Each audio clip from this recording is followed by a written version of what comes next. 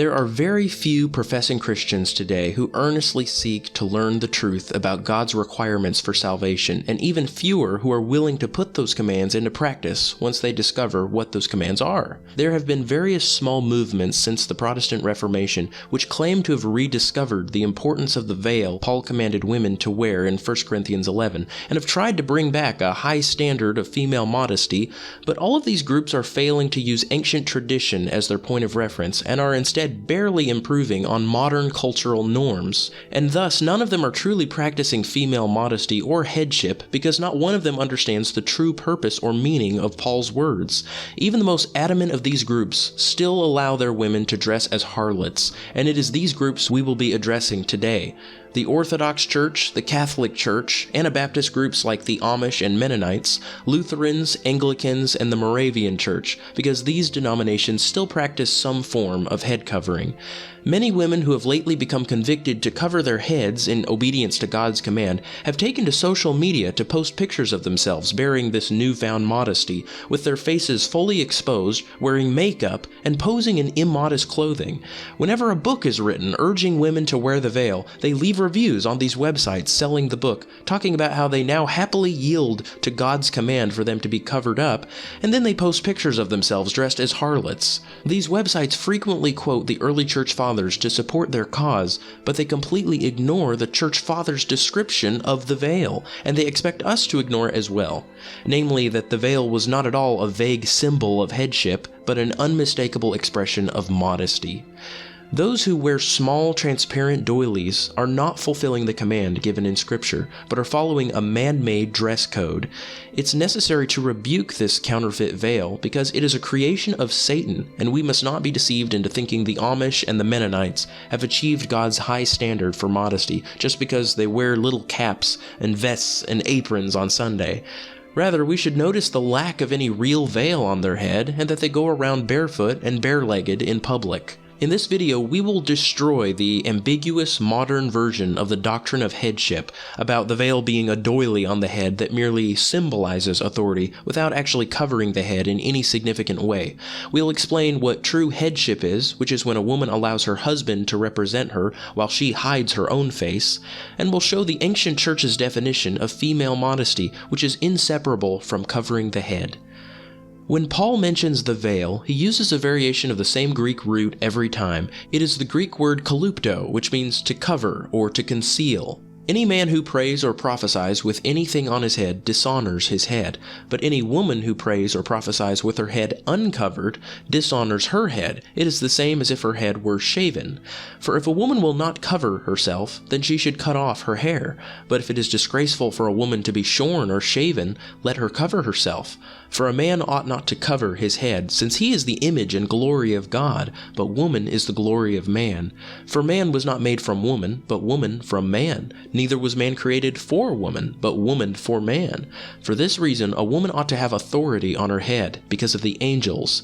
Nevertheless, in the Lord, woman is not independent of man, nor man of woman. For as woman was made from man, so man is now born of woman, and all things are from God. Judge for yourselves, is it proper for a woman to pray to God uncovered?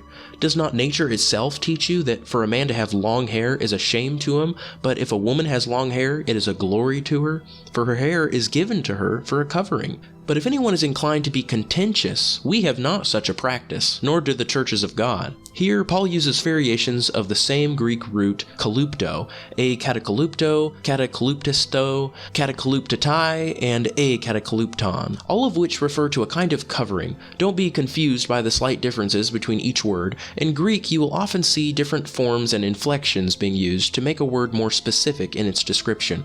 Understand that these variations are simply explaining how something is being covered, whether it's being covered with a cloth, or being draped with something from above, or wrapped around the sides, or uncovered, but in all cases, whenever the Greek root kalupto is incorporated into a word, it always dictates a covering.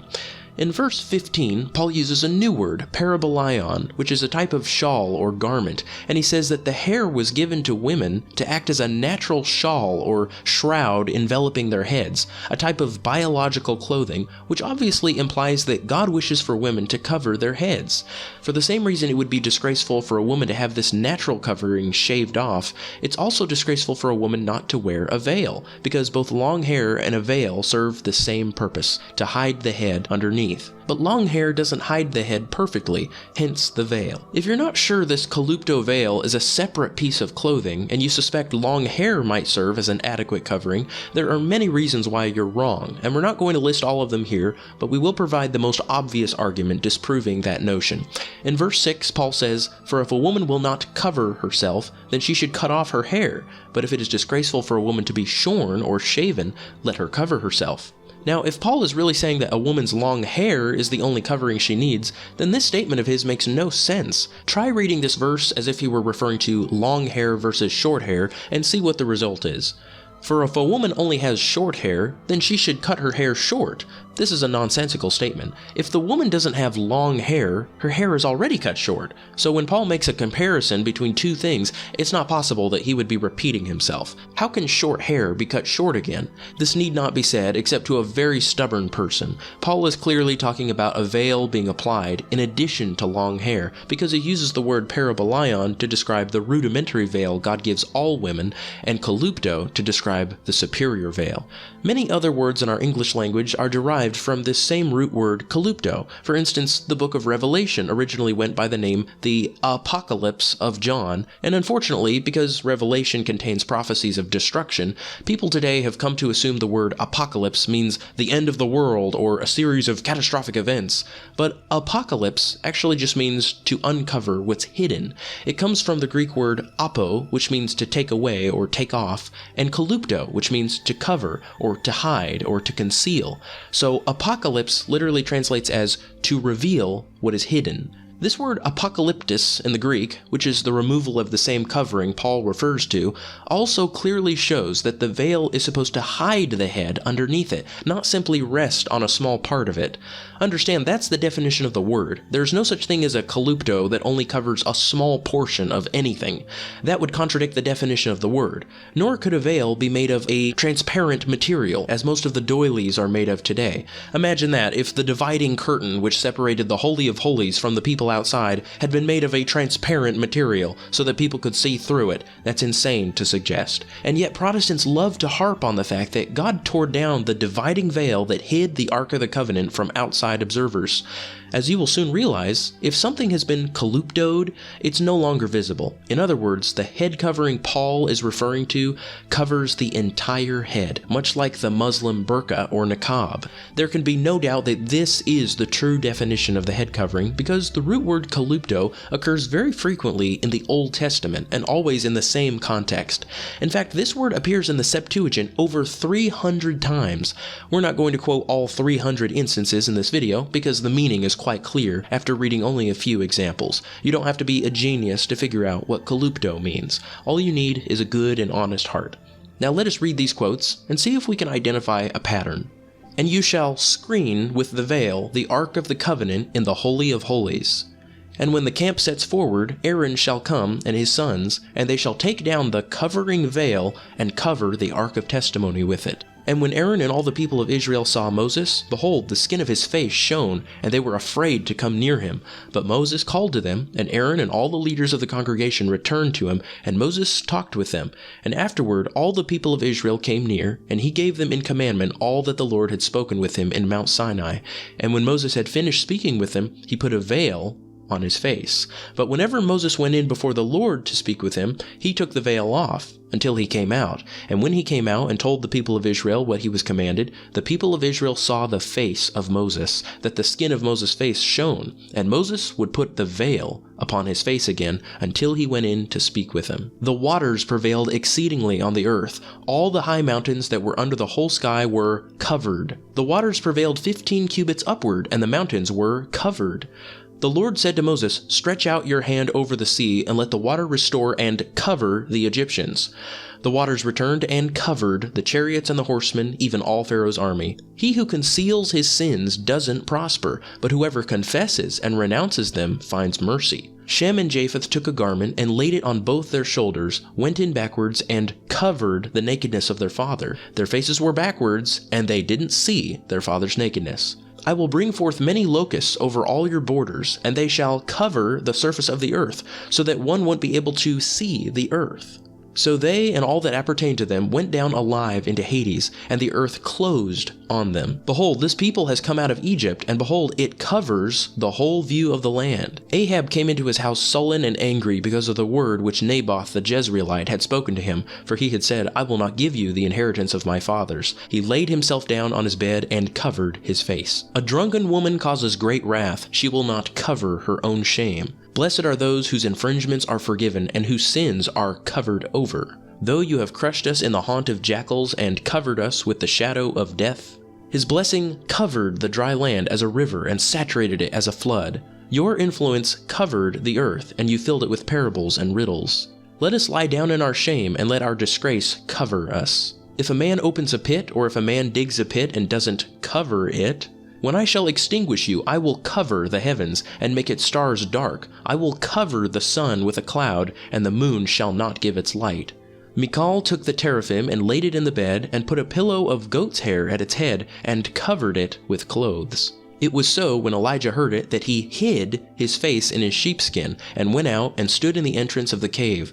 Saul disguised himself, and put on other clothing, and went, and he and 2 men with him, and they came to the woman by night. The king of Israel said to Jehoshaphat, "I will disguise myself and go into the battle, but you put on your robes." The king of Israel disguised himself and went into the battle. A man who goes astray from his own marriage bed says in his heart, "Who sees me? Darkness is around me, and the walls hide me. No one sees me." Can there be any doubt as to the meaning of this word? Does it sound like a Mennonite head cap, or a tiny lace cloth? Perhaps a transparent sheet? Or does it sound like a covering which completely obscures whatever is underneath? What do you say, you perverters of modesty? Was the covering which Shem and Japheth put over their father's naked body a transparent covering? Or did it only cover a small portion of their father's nakedness? When the waters of the flood rose over the highest mountains by 15 cubits, were the mountains still in view?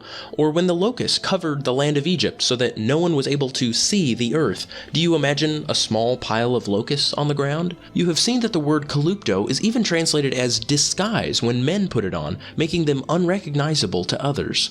How can that happen unless their faces are obscured? When Moses put the veil over his face, was his face still visible? Or when the ground opened up to swallow Korah and the other rebels, were they still visible after the ground closed over them? But let us now notice that whenever this word is used in connection to a woman's veil, it's always in the context of modesty, because women used to cover their entire bodies in ancient times. It's never used in reference to a symbolic cap on the head.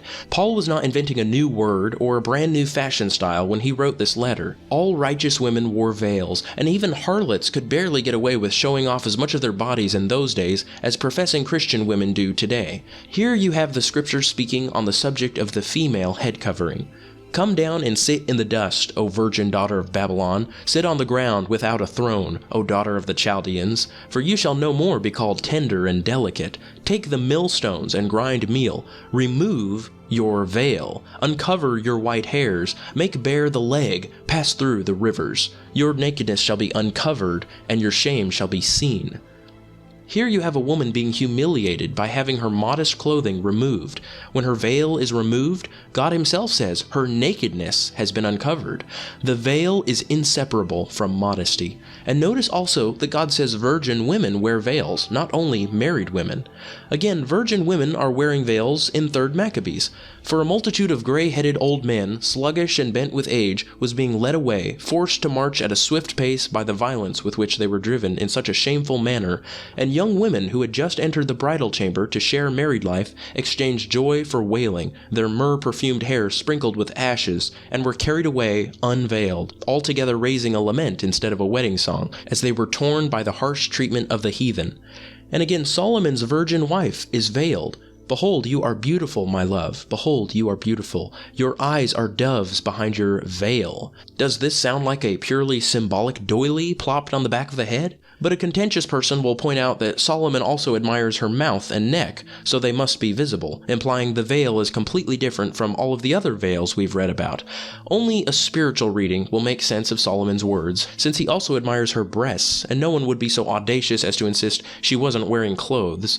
Obviously, she is fully clothed, as it even later says she is wearing a particular kind of veil that covers her entire body called a theristron. The watchmen that go their rounds in the city found me. They smote me. They wounded me. The keepers of the wall took away my veil from me. The theristron was a bridal dress and veil combined into one garment, similarly to a burqa, which was worn over a woman's tunic, and it is this veil that Rebekah donned when she saw Isaac in the distance. She said to the servant, "Who is the man who is walking in the field to meet us?"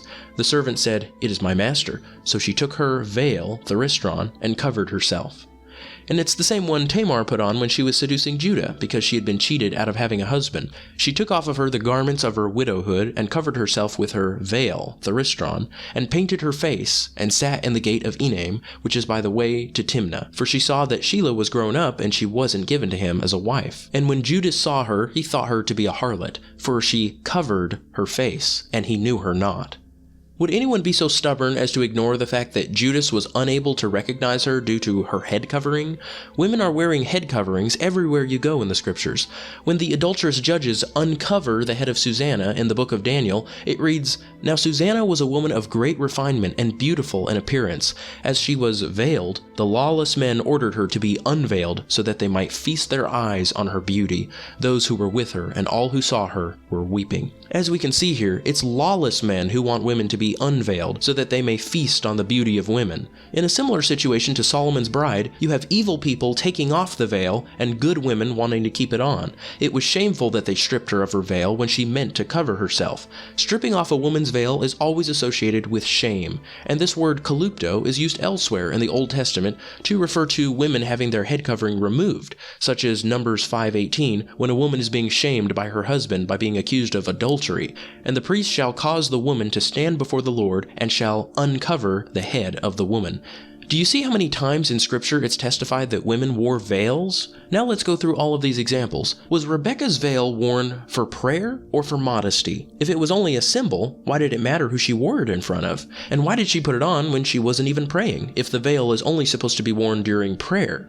What about Tamar? Was Tamar's veil worn as a symbol or as a disguise? If it was for a disguise, that means her veil covered her face, and it is the very same veil which Paul commands women to wear. Was Susanna's veil removed because the elders disliked the symbol on her head, or because they wanted to enjoy her beauty? If it was for her beauty, then that means the veil covered her face. Or do you think Susanna's great beauty was referring only to her hair and had nothing to do with her face? Was Moses' veil a symbol or a covering over his face? What about Solomon's wife, whose eyes are seen peeking out from her veil? Is that a doily on the back of her head? What about the virgin daughter of Babylon? Is she called naked because a small symbolic handkerchief was removed from her scalp? Or was she called naked because her body was exposed in a shameful way, namely by having her veil removed? What about when Saul disguised himself, or when King Ahab disguised himself, or when Elijah veiled his face from the glory of God? What about the women of 3rd Maccabees? Was it a symbol? The answer is obvious. The veil has never been this ambiguous symbol as many have claimed. Clearly, it was common practice for women to be veiled, and it was considered a great humiliation to have it removed publicly. Furthermore, there are numerous passages in the New Testament as well, which contain the Greek root kalupto, and they, like the ones in the Old Testament, clearly show that anything which has been covered in this way is no longer visible. Suddenly a violent storm arose on the sea, so that the boat was being covered by the waves, but he was asleep. Therefore do not be afraid of them, for there is nothing covered which will not be uncovered, and hidden that will not be made known. No one after lighting a lamp covers it with a container or puts it under a bed, but places it on a lampstand, so that those who come in may see the light. Then they will begin to say to the mountains, "Fall on us," and to the hills, "Cover us." Elsewhere in Revelation, it references the same event in different words. Then the kings of the earth and the great men and the generals and the rich and the strong and everyone, slave and free, hid in the caves and among the rocks of the mountains, calling to the mountains and rocks, "Fall on us and hide us from the face of him who is seated on the throne." And some began to spit on him and to cover his face and to strike him, saying to him, "Prophesy to us, Christ, who is the one who hit you?" And the guards received him with blows. But even if our gospel is veiled, it is veiled only to those who are perishing. He should know that the one who brings a sinner back from the error of his way will save that person's soul from death and cover a multitude of sins. Above all, maintain a fervent love among yourselves, for love covers a multitude of sins. The Lord Jesus Christ himself says that no one kaluptos their light, but puts it in a lampstand so that it can be seen. Clearly, anything kaluptoed is not visible. And just as there are many instances of this word being used to describe things that are completely covered up, there are opposite uses of the word which refer to things being revealed or apocalypsed. At that time, Jesus answered, "I thank you, Father, Lord of heaven and earth, that you hid these things from the wise and understanding and revealed them to infants." Jesus answered him, "Blessed are you, Simon, son of Jonah, for flesh and blood has not revealed this to you, but my Father who is in heaven. It will be the same way in the day that the Son of Man is revealed. The work of each will become visible, for the day will make it plain, because it is revealed in fire. All things have been delivered to me by my Father. No one knows the Son except the Father, neither does anyone know the Father except the Son, and he to whom the Son desires to reveal him." This word for uncover also occurs numerous times in the Old Testament, as you would expect. Here are a few. Then David returned to bless his household. Michal, the daughter of Saul, came out to meet David and said, "How glorious the king of Israel was today, who uncovered himself today in the eyes of the handmaids of his servants, as one of the vain fellows shamelessly uncovers himself." Then the channels of the sea appeared. The foundations of the world were laid bare by the rebuke of Yahweh. Nicanor found out that his plan was discovered. In you have they uncovered their father's nakedness. These uncovered her nakedness.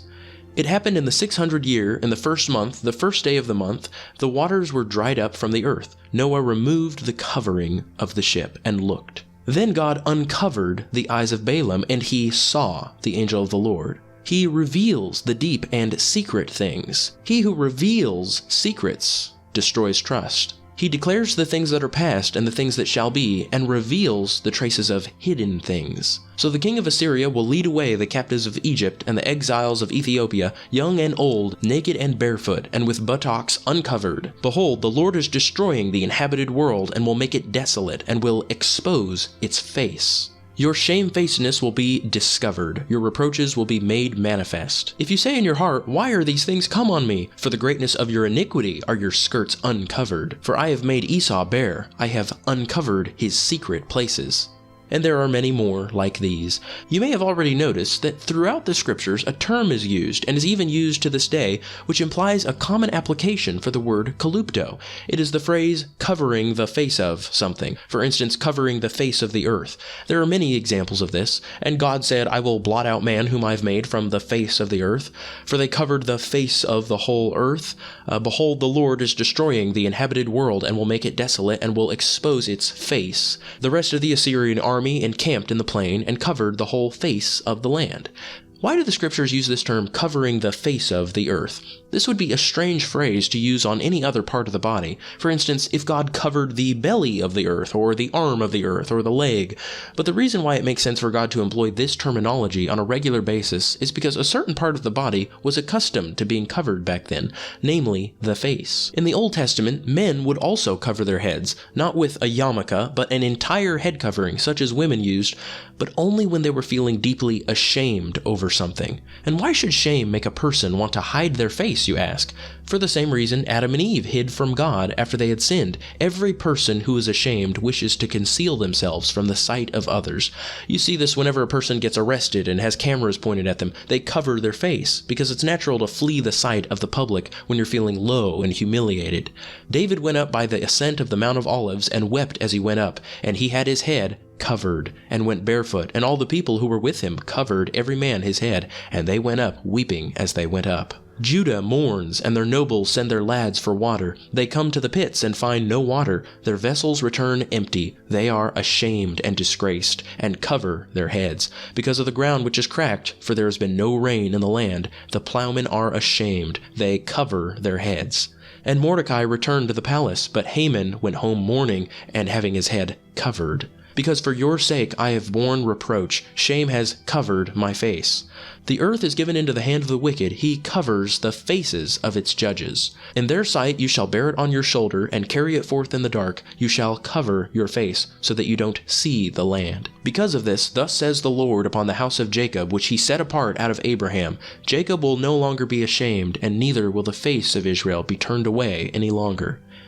We are ashamed because we have heard reproach. Disgrace has covered our faces. And I said, My God, I am ashamed and blush to lift up my face to you, my God, for our iniquities have increased over our head, and our guiltiness has grown up to the heavens. I gave my back to scourges and my cheeks to blows, and I turned not away my face from the shame of spitting. The Lord God became my helper. Therefore I was not ashamed, but I set my face as a solid rock, and I know that I shall never be ashamed. Like the shamefacedness of the thief when caught, thus will the sons of Israel be put to shame. This is what Paul means when he says, if a man has long hair, it is degrading to him, because a person only covers their head if they're ashamed over something, and hair is given as a covering. But should women go around shamefaced all the time, even if they're not committing any sin? Yes. In like manner, women should adorn themselves in modest apparel, with shamefacedness and sobriety, not with braided hair and gold or pearls or costly raiment. This word Paul uses, shamefacedness, or eidos in the Greek, means to be downcast in the eyes, literally to look downward or away, to blush at being seen by others. And as we just read, people in the Old Testament who felt this kind of shame would cover their faces with the very same type of head covering Paul commands women to wear, the same women he also commands to wear modest apparel with shamefacedness. Now, it's not that a woman ought to feel shame for a sin she hasn't committed, but rather to put on a face of shame, a face that acts ashamed, so that she's prevented from sinning and eliminates the possibility of destroying a man through lust. The spirit of lust not only inflames the eyes that wish to look at beautiful women, but also the women who wish to be admired for their beauty, who enjoy being lusted after. Both the one who lusts and the one who wishes to be lusted after are sinning. But the shamefaced woman casts down her eyes, knowing that her eyes are a snare to men and are often used as an invitation to lust. When told to cover herself, she doesn't answer hatefully like the wicked Cain who said, "Am I my brother's keeper?" who knew full well that he was guilty of slaying his brother. A righteous woman covers up the glory of her form, just as God conceals his glory from the Israelites in the pillar of cloud, knowing that no one can look at him in his glory and live, just as a woman's glory can overpower a man and work death in his soul. Rather, she ought to reserve the glory of her body for her husband alone. This is in contrast to the wicked women described in Scripture who love to be seen by all men.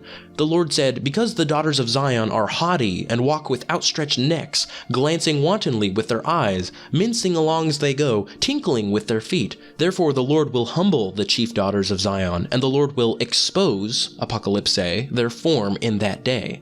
And the Lord will take away the glory of their raiment, the curls and the fringes and the crescents and the chains and the makeup of their faces, and the array of glorious ornaments, and the armlets and the bracelets, and the wreathed work and the finger rings, and the ornaments for the right hand, and the earrings, and the garments with scarlet borders, and the garments with purple grounds, and the shawls to be worn in the house, and the Spartan transparent dresses, and those made of fine linen, and the purple and the scarlet and the fine linen interwoven with gold and purple, and the veils. And there shall be instead of a sweet smell, dust, and instead of a girdle, you shall gird yourself with a rope, and instead of well-set hair, you shall have baldness on account of your works, and instead of a tunic with a scarlet ground, you shall gird yourself with sackcloth." Paul said it would be shameful for a woman to be shaved bald, and God proves it here by using it as a threat toward the wicked daughters of Zion. You cannot miss the fact that God is threatening the daughters of Zion with having their bodies unveiled or apocalypsed, and is also threatening to take away their beautiful thyristron veils as well. The only way this could be used as a threat would be if being unveiled was shameful. This word shamefacedness is also used in 3 Maccabees 1. The virgins who had been enclosed in their chambers rushed out with their mothers, sprinkled their hair with dust and filled the streets with groans and lamentations. Those women who had recently been arrayed for marriage abandoned the bridal chambers prepared for wedded union, and neglecting proper shamefacedness, in a disorderly rush flocked together in the city. In the Proverbs, Solomon describes harlots as lacking shamefacedness, and lo, a woman meets him dressed as a harlot, wily of heart. And how is she dressed as a harlot? By wearing clothing that reveals her figure, and by beautifying her face with makeup. She is loud and wayward. Her feet do not stay at home. She seizes him and kisses him, and with brazen face she says to him, etc. But why is her face called brazen or impudent? Because modesty is removed from it, and she openly, unashamedly flaunts the beauty which was meant to be concealed and reserved for her husband. The foolish woman is loud, undisciplined, and knows no shame. For the lips of a loose woman drip honey, and her speech is smoother than oil. Do not desire her beauty in your heart, and do not let her capture you with her eyelashes. You see how the exposed face of a woman is a trap that catches many men. But how ought a Christian woman to dress? Your adornment must not be external, braiding the hair and wearing gold jewelry or putting on beautiful clothes, but the hidden person of the heart, with the imperishable quality of a gentle and quiet spirit, which is precious in the sight of God. For in this way, in former times, the holy women also, who hoped in God, used to adorn themselves, being submissive to their own husbands. The righteous women in ancient times stayed quiet and submissive to their husbands, always saying, "Yes, my Lord," whenever commanded to do anything. And Peter emphasizes the necessity of adorning oneself internally as opposed to externally, in the hidden person of the heart. Is it any surprise that Peter, when talking about women's dress, mentions that they should take special satisfaction in being hidden? Now, to the average American or European, the ancient custom of wives calling their husbands Lord and keeping silent the rest of the time, being workers at home and covering their whole bodies on the rare occasion they're seen in public, is a very foreign concept. But you're about to find out just how prevalent the custom of veiling women was in ancient times. Satan has successfully eradicated the true definition of modesty from almost all of Europe and the United States, but nothing is as disheartening as the fact that on the rare occasion when a woman is found to be dressed modestly, people instantly assume she must be a Muslim, because the Muslims are one of the only groups on earth still veiling their women. And even worse, people think that since Muslims are the only ones wearing the veil, then veiling must be inherently evil, at least according to Protestants, or should I say prostitutes. These adulterous whoremongers who never fail to divorce their wives and marry a second and third and fourth time, who let their wives paint their faces like clowns and burden their heads with outrageous hairdos, and pay fortunes to own treasure chests full of jewelry and spend countless hours getting their nails done at salons, who go around wearing skinny jeans and yoga pants. These very men and women never miss an opportunity to make fun of modest Muslim women for wearing burqas, constantly making jokes about them looking like closed umbrellas or ghosts, as if it was shameful to be fully clothed, and the whole world was owed the right to see their bodies.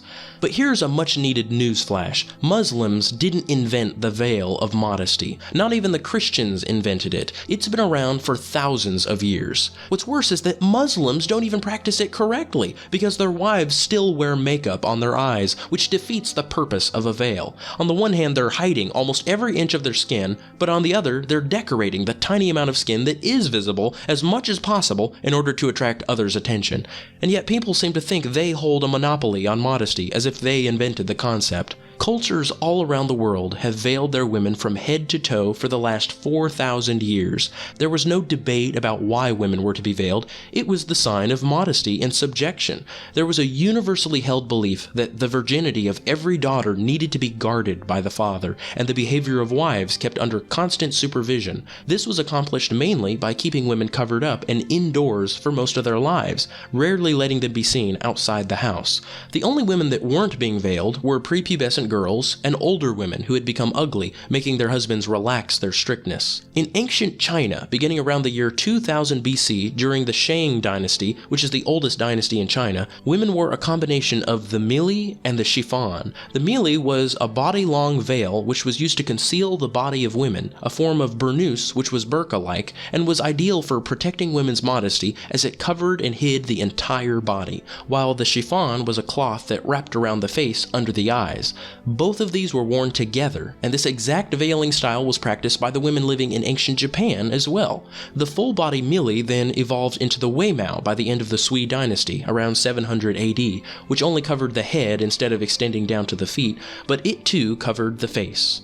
In India, from the earliest recorded traditions, women have been wearing the gungat, a veil that covers the entire head including the face. The oldest Sanskrit literature, written between 1500 and 1000 BC, which is considered holy in Hinduism, Buddhism, and Jainism, describes married women as wearing this kind of veil, spanning from India to Central Asia to East Asia and Southeast Asia. But thanks to modern regression, this veil is disappearing. In 2004, the India Human Development Survey found that only 55% of women in India still practice some form of gungat, with many of them still covering the entire face, but others only partially covering. In ancient Assyria, the law of the land, called Middle Assyrian Law, required women to wear veils over their faces, and this law book was based on an even older one from the Babylonian Empire, which existed about 1450 BC. In a document dated from the reign of Tiglath-Pileser I, who lived around 1100 BC, in Article 40, we find a law that still affects women of this region today. It reads thusly: "Married women, widows, and Assyrian women must not have their heads uncovered when they go out into the street. Daughters of status must be veiled, whether by a veil, a robe, or a mantle. They must not have their heads uncovered. A concubine on the street with her mistress is to be veiled. A hierodule, or prostitute, who has gotten married must be veiled on the street. But a single hierodule must have her head uncovered. She may not be veiled. A harlot is not to be veiled. Her head must be uncovered. Any man who sees a veiled harlot is to apprehend her, produce witnesses, and bring her to the palace entrance. Although her jewelry may not be taken, the one who apprehended her may take her clothing. She shall be flogged 50 times and have pitch poured on her head."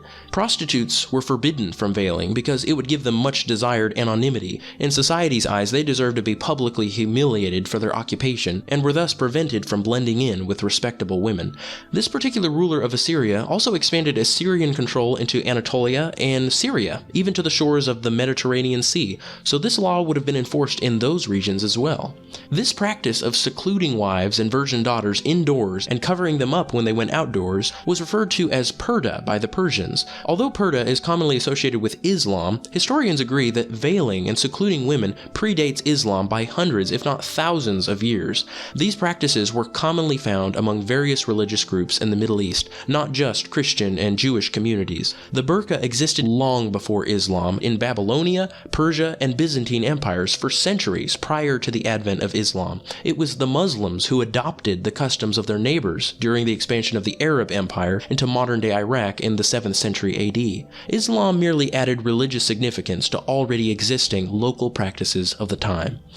In the North African countries of Morocco, Algeria, Libya, and Egypt, and all of Arabia, the same standards of modesty were universally upheld until recent times, having originated in that middle region of the earth called the Middle East, and disappearing slowly the farther away Noah's descendants journeyed from that starting location, as we see with those who traveled to South America and North America, those people who were so demonically influenced and utterly devoid of the divine logos that they ran around with almost no clothing on at all. I'm referring to the Mayans and the Aztecs and the Native Americans and all Aborigines, and I only mention these because there will certainly be somebody among our listeners who protests the burqa by saying there were some groups on Earth that didn't wear the burqa. But as I've already said, the only groups on Earth who weren't veiling their women were the shameless ones living on the outskirts of the world who regularly went around naked and never made any technological or social progress in their entire history. But in the civilized world, which still bore remembrance of the ancient customs passed down from Noah and his sons, the veil went by many different names depending on where you lived in the world.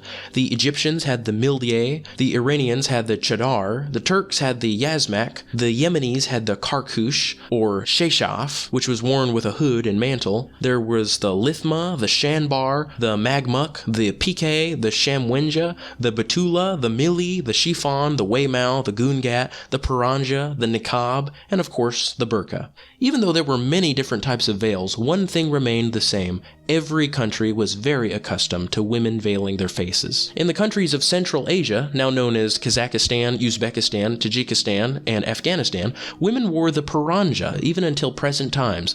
Originally, the paranja had nothing to do with Islam, but now it goes by the name burqa because those regions have been transformed into Islamic territories. One historical account of the paranja comes from Lord Curzon, who traveled to Bukhara, now Uzbekistan, in 1886. During his time there, he never saw a woman between the ages of 10 and 50, as they were all concealed. The heavy black horsehair veils were too bad and coarse for a sieve, according to him, and the women walking in loosely wrapped blue gowns with the empty sleeves pinned could have been mistaken for clothes wandering about, and big leather boots covered their feet. Curzon noted that ladies of rank and good character never venture to show themselves in any public place or bazaar. He condemned this as a sort of tyranny, an exaggerated and erroneous notion of morality found everywhere in the East.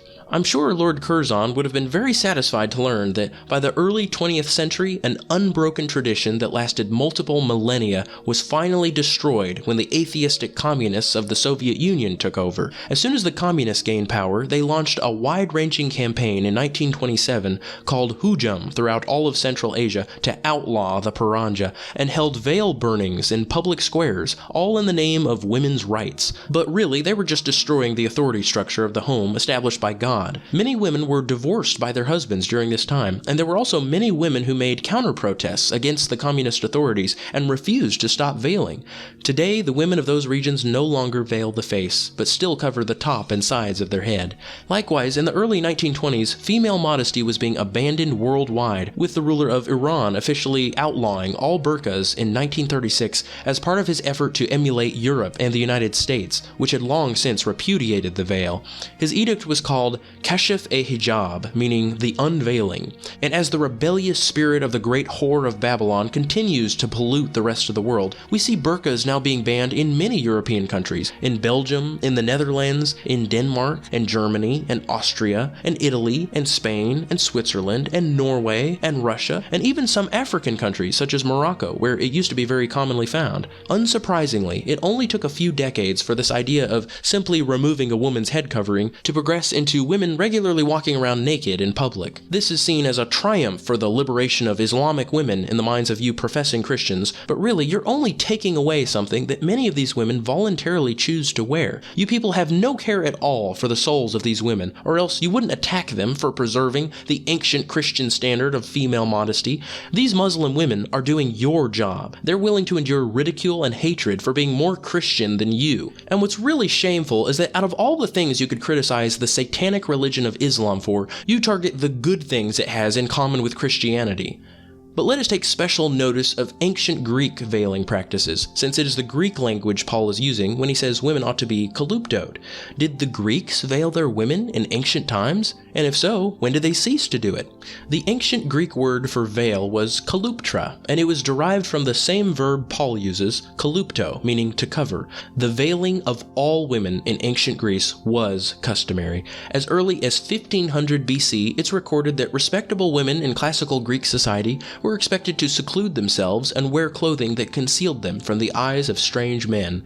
In a scene from the Odyssey, one of the very oldest books in the world, recounting the myths and lore which Greece was founded upon, Homer, writing at about 700 BC, narrates a scene where Penelope goes down to meet the men who are seeking her hand in marriage. The story reads, "And now from high above in her room and deep in thought, she caught his inspired strains, Icarus' daughter Penelope, wary and reserved, and down the steep stair from her chamber she descended, not alone, 2 of her women followed close behind. That radiant woman, once she reached her suitors, drawing her glistening veil across her cheeks." That's right, she drew a veil across her cheeks. If you can believe it, in all of the Greek myths and legends, including Homer's Iliad and the Odyssey, women are depicted as wearing veils. Even the Greek goddesses Hera and Aphrodite and the queen of the sea nymphs are specifically mentioned as putting on a veil before presenting themselves to other men.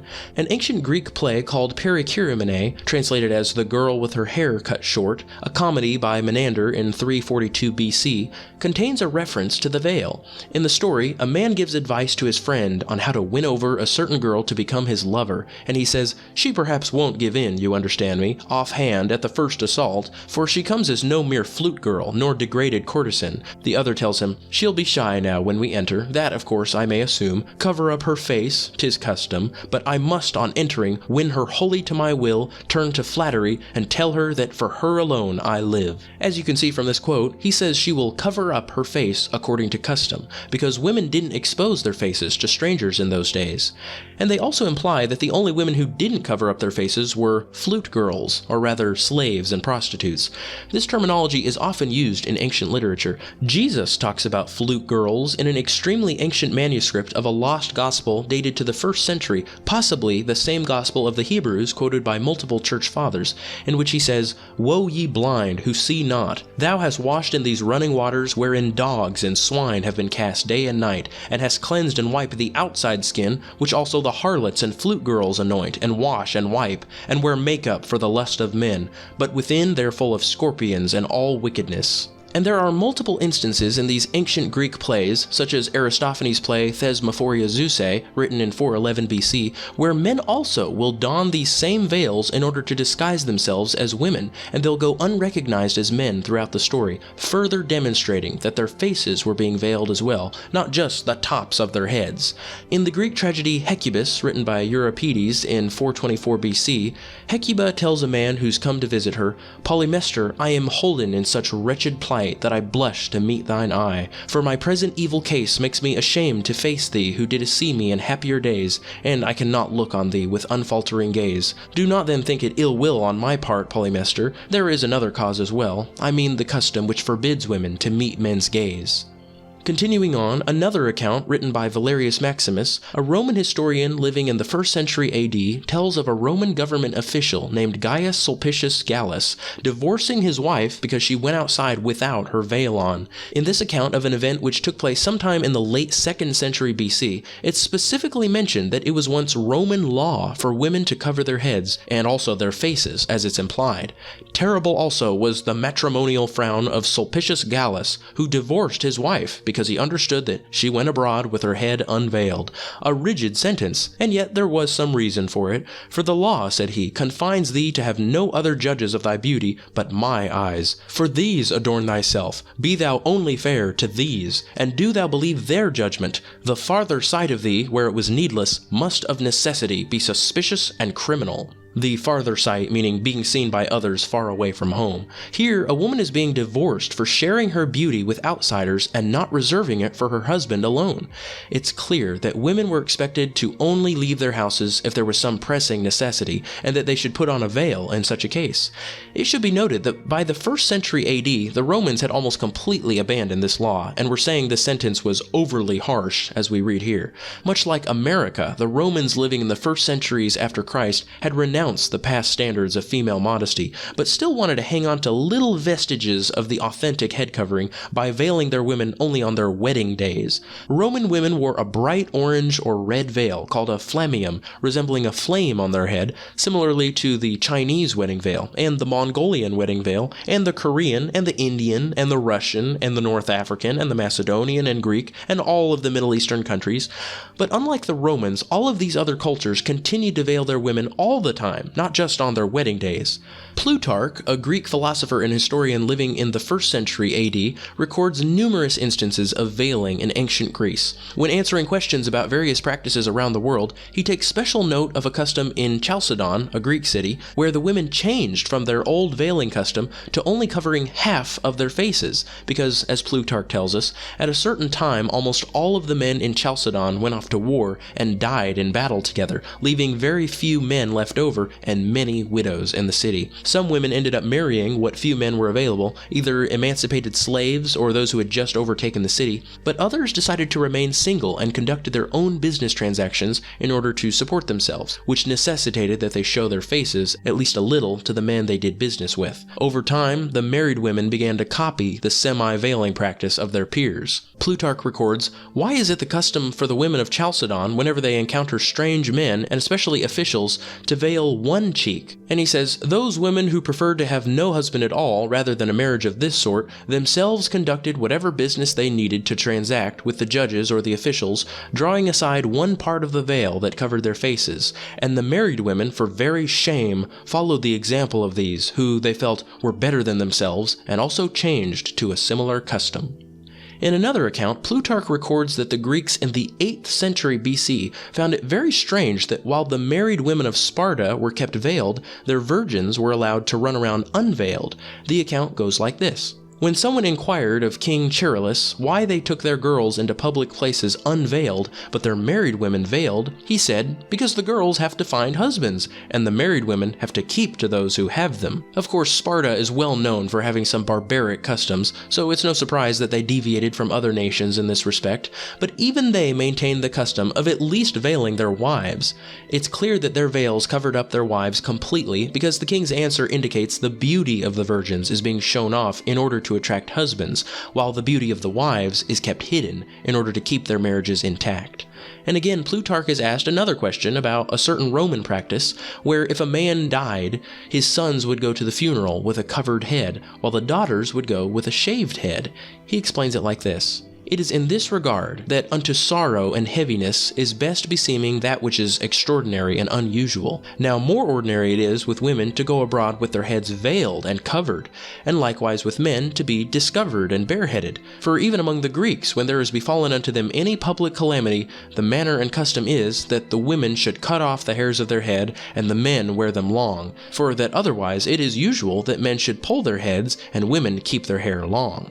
Another account comes from the famous Greek writer Apollonius Rhodius, living in the 3rd century BC, who wrote the famous poem Argonautica about Jason and the Argonauts. In it he depicts Medea gazing at the much-desired Jason from behind her veil. The maiden, looking sideways behind her shining veil, glanced at him with wandering eyes. Her heart smoldered with pain as he left her sight, and her soul crept out of her as in a dream and fluttered in his steps. And there are many references to women wearing veils throughout the story, such as in Book 4, and with bare feet she sped along the narrow paths, with her left hand holding her robe over her brow to veil her face and fair cheeks, and with her right lifting up the hem of her tunic. Someone may ask how exactly a woman is capable of veiling her face with her robe, but this was actually standard procedure in many cultures. Women wore extremely long and baggy clothing to hide their form, and they would lift up the loose fabric hanging down from their shoulders and wrap it around their face as a veil. You may not find a separate cloth being used as a veil in all of these ancient cultures,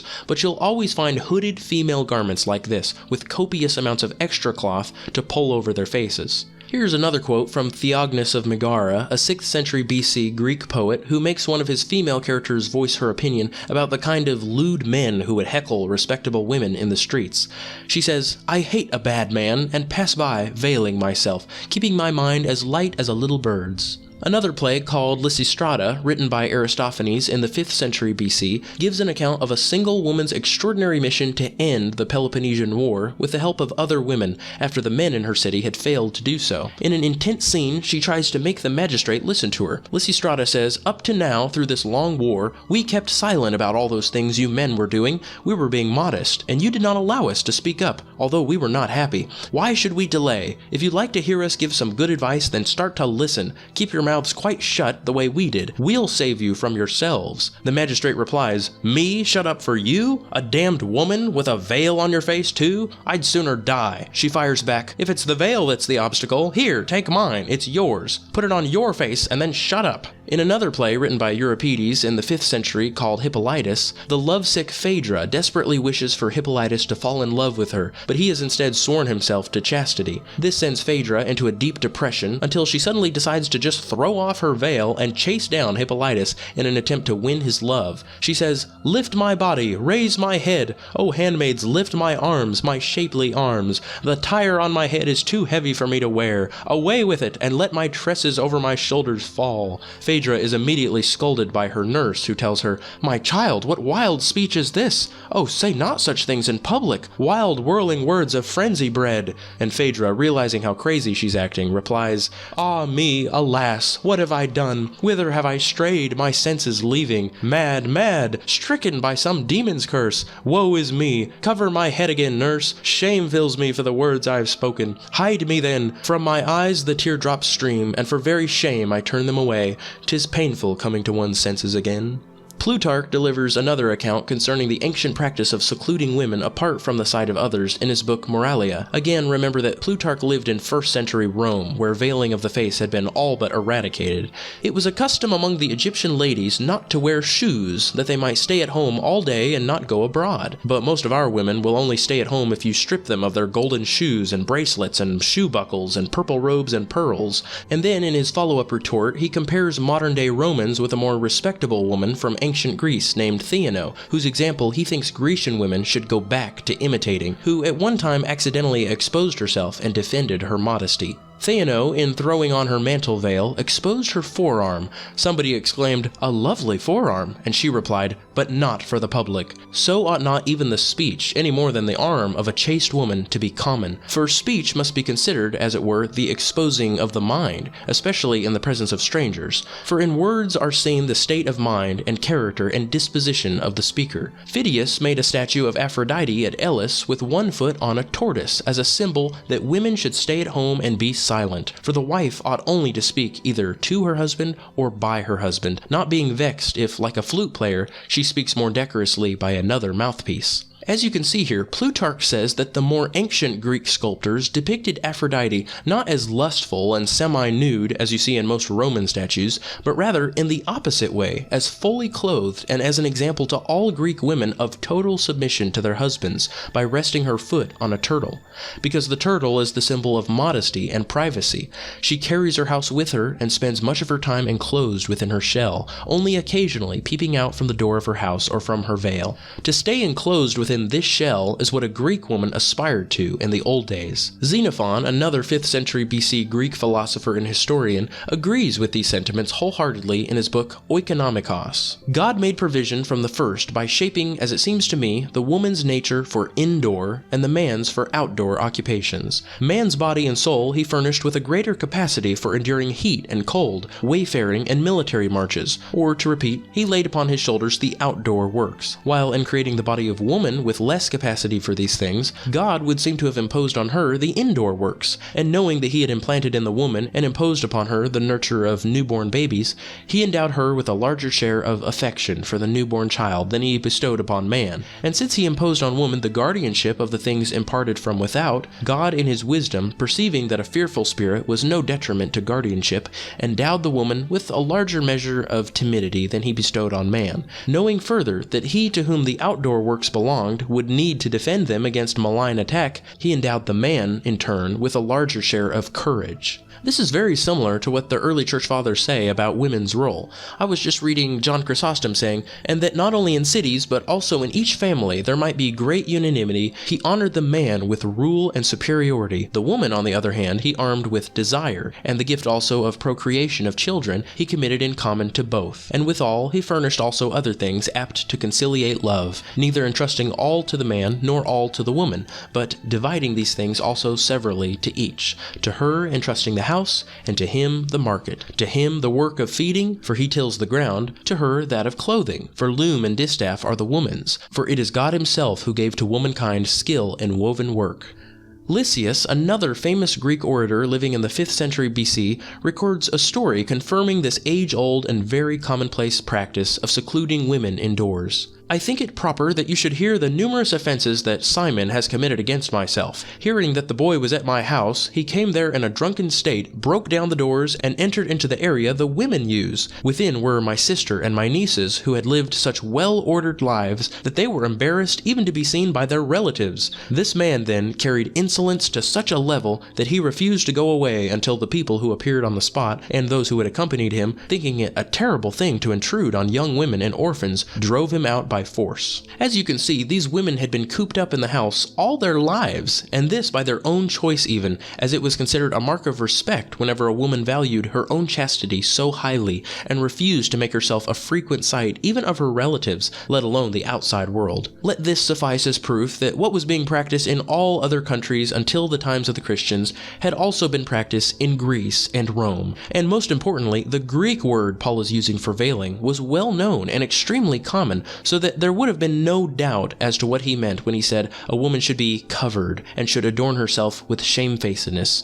He clearly meant that she should uphold the customs of modesty and propriety that had been preserved all around the world, not just by the Jews, but even by the pagans until recent times. It's well known that cultures all around the world used to cover their women from head to toe, and that this was the true sign of authority that husbands exercised over their wives, namely that they didn't go around sharing their wives' beauty with strangers. And yet everyone in this modern movement to restore the head covering fights against the historical practice of covering for the sake of modesty, and rather insists that the concept of covering up females was an entirely new concept invented by Paul, and that the Corinthian Christians were the first ones to receive it in all of history. Whenever historical data comes out proving that head coverings existed all around the world for millennia, even until the last few hundred years, these supposed advocates of the Kalupto veil make a point to disparage the concept that veiling has been a universal custom among every culture around the world, at least those immediate cultures which were formed after the confusion of the Tower of Babel,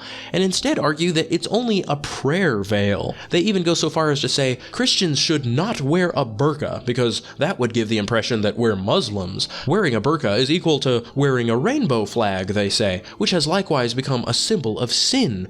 That's right, folks, female modesty is now sinful. When Americans look at the head coverings of Muslim women, they see it as oppressive, as if the man is being overbearing on his wife. No one looks at the doily on the head of an Amish woman and immediately thinks, that's oppressive. But when they see a woman wearing a burqa, their first thought is that the husband must exercise authority over his wife very heavy-handedly, and that he's guilty of subjugating women. And why is that? Because this type of covering, the one that completely covers the woman, is the true sign of authority, not the doily. When a woman's head is completely hidden behind a veil, it's a statement from the husband or father that says, I'm not going to show my wife or daughter to you. She belongs to me. She is under my authority. She's off limits to everyone outside her family, and I forbid you to know what she looks like. This is authority, and it's understood the instant you see a man standing next to his veiled wife. That's why it was actually against the law for prostitutes and slaves to be veiled in ancient Assyria and Greece, because these women weren't under any man's authority, and it would be to the detriment of society if prostitutes and slaves were allowed to mingle with respectable free women. Instead, their identities were kept exposed to the world so that their behavior would be regulated and the classes of women be separated. But why rely on historical proof of the veil when we can more easily establish its definition and necessity by referring to the practice of Mother Church, who preserved the standard of modesty for the whole world to remember. And we will remember it, even if some would rather forget and invent their own ridiculous head covering. Let us now listen to the voices which sound forth apostolic tradition in regard to modesty. First, we will hear from Clement of Alexandria, a presbyter who lived from 150 to 215 AD. But by no manner of means are women to be allotted to uncover and exhibit any part of their person, lest both fall. The men by being excited to look, they by drawing on themselves the eyes of the men. For it is common for men and women to both to be covered, as it is to eat and drink. The necessity, then, being common, we judge that the provision ought to be similar. For as it is common to both to require things to cover them, so also their coverings ought to be similar, although such a covering ought to be assumed as is requisite for covering the eyes of women. And if some accommodation is to be made, they may be permitted to use softer clothes, provided they put out of the way fabrics foolishly thin and of curious texture in weaving, bidding farewell to embroidery of gold and Indian silks and elaborate bombaces. For these superfluous and diaphanous materials are the proof of a weak mind, covering as they do the shame of the body with a slender veil.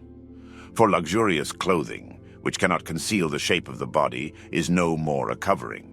For such clothing, falling close to the body, takes its form more easily, and adhering as it were to the flesh, receives its shape, and marks out the woman's figure, so that the whole make of the body is visible to spectators, though not seeing the body itself. As then in the fashioning of our clothes we must keep clear of all strangeness, so in the use of them we must beware of extravagance. For neither is it seemly for the clothes to be above the knee, as they say was the case with the Lacedaemonian virgins, nor is it becoming for any part of a woman to be exposed. Though you may with great propriety use the language addressed to him who said, "Your arm is beautiful."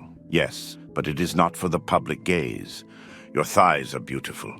But, was the reply, for my husband alone. "And your face is comely." Yes, but only for him who has married me. But I do not wish chaste women to afford cause for such praises to those who, by praises, hunt after grounds of censure. And not only because it is prohibited to expose the ankle, but because it has also been enjoined that the head should be veiled and the face covered. For it is a wicked thing for beauty to be a snare to men. Nor is it seemly for a woman to wish to make herself conspicuous by using a purple veil.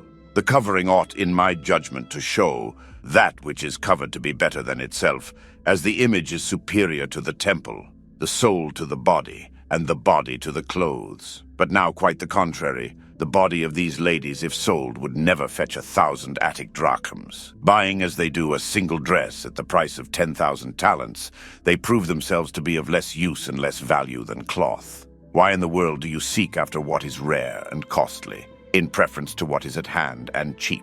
It is because you know not what is really beautiful, what is really good, and seek with eagerness shows instead of realities from fools who, like people out of their wits, imagine black to be white. If, then, he takes away anxious care for clothes and food, and superfluities in general as unnecessary, what are we to imagine ought to be said of love of ornament and dyeing of wool and variety of colors and fastidiousness about gems and exquisite working of gold and still more of artificial hair and wreathed curls, and furthermore of staining the eyes and plucking out hairs, and painting with rouge and white lead, and dyeing of the hair, and the wicked arts that are employed in such deceptions? Women fond of display act in the same manner with regard to shoes, showing also in this matter great luxuriousness. Base in truth are those sandals on which golden ornaments are fastened. Farewell, therefore, must be bidden to gold-plated and jeweled mischievous devices of sandals, and Attic and Sicyonian half-boots, and Persian and Tyrrhenian buskins. For the use of shoes is partly for covering, partly for defense in case of stumbling against objects, and for saving the sole of the foot from the roughness of hilly paths. Further, they ought for the most part to wear shoes, for it is not suitable for the foot to be shown naked. Besides, woman is a tender thing, easily hurt.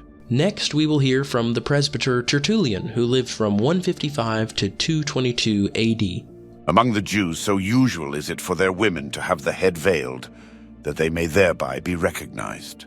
What Tertullian means here is that the way you would tell one Jewish woman apart from another was not by looking at their faces, since their faces weren't visible, but rather by looking at their veils and memorizing which one belonged to whom. He's saying the unique features of each woman's veil was the only way to recognize who was who. Demanding then a law of God, you have that common one prevailing all over the world, engraved on the natural tables to which the apostle too is wont to appeal, as when in respect of the woman's veil he says, "Does not even nature teach you?" As when to the Romans, affirming that the heathen do by nature those things which the law requires. He suggests both natural law and a law revealing nature. Christ is the head of the Christian man, for his head is as free as even Christ is, under no obligation to wear a covering, not to say a crown. But even the head which is bound to have the veil, I mean woman's, as already taken possession of by this very thing, is not open also to a crown. She has the burden of her own humility to bear. But that point which is promiscuously observed throughout the churches, whether virgins ought to be veiled or no, must be treated of. For they who allow to virgins immunity from head covering appear to rest on this, that the apostle has not defined virgins by name, but women as to be veiled. "Every woman," said he, "praying and prophesying with head uncovered, dishonors her own head." What is every woman, but woman of every age, of every rank, of every condition? As then in the masculine sex under the name of man, even the youth is forbidden to be veiled, so too in the feminine under the name of woman, even the virgin is bidden to be veiled. For indeed it is on account of the angels that he said women must be veiled, because on account of the daughters of men, angels revolted from God. Who then would contend that women alone, that is, such as were already wedded and had lost their virginity, were the objects of angelic concupiscence, unless virgins are incapable of excelling in beauty and finding lovers. Let her then maintain the character holy, and perform the whole function of a virgin. What she conceals for the sake of God, let her cover quite over. Why do you denude before God what you cover before men? Will you be more modest in public than in the church? Be veiled, virgin, if virgin you are, for you ought to blush. If you are a virgin, shrink from the gaze of many eyes. Let no one wonder at your face. Let no one perceive your falsehood. Nay, but true and absolute and pure virginity fears nothing more than itself. Even female eyes it shrinks from encountering. Other eyes itself has. It betakes itself a refuge to the veil of the head as to a helmet, as to a shield, to protect its glory against the blows of temptations, against the dam of scandals, against suspicions and whispers and emulation, against envy also itself. The more holy virgin accordingly will fear, even under the name of fascination. On the one hand, the adversary, on the other God, the envious disposition of the former, the sensorial light of the latter, and will joy in being known to herself alone and to God. But even if she has been recognized by any other, she is wise to have blocked up the pathway against temptations. For who will have the audacity to intrude with his eyes upon a shrouded face? A face without feeling, a face, so to say, morose. Any evil cogitation whatsoever will be broken by the very severity. Nay, rather banish quite away from your free head all this slavery of ornamentation.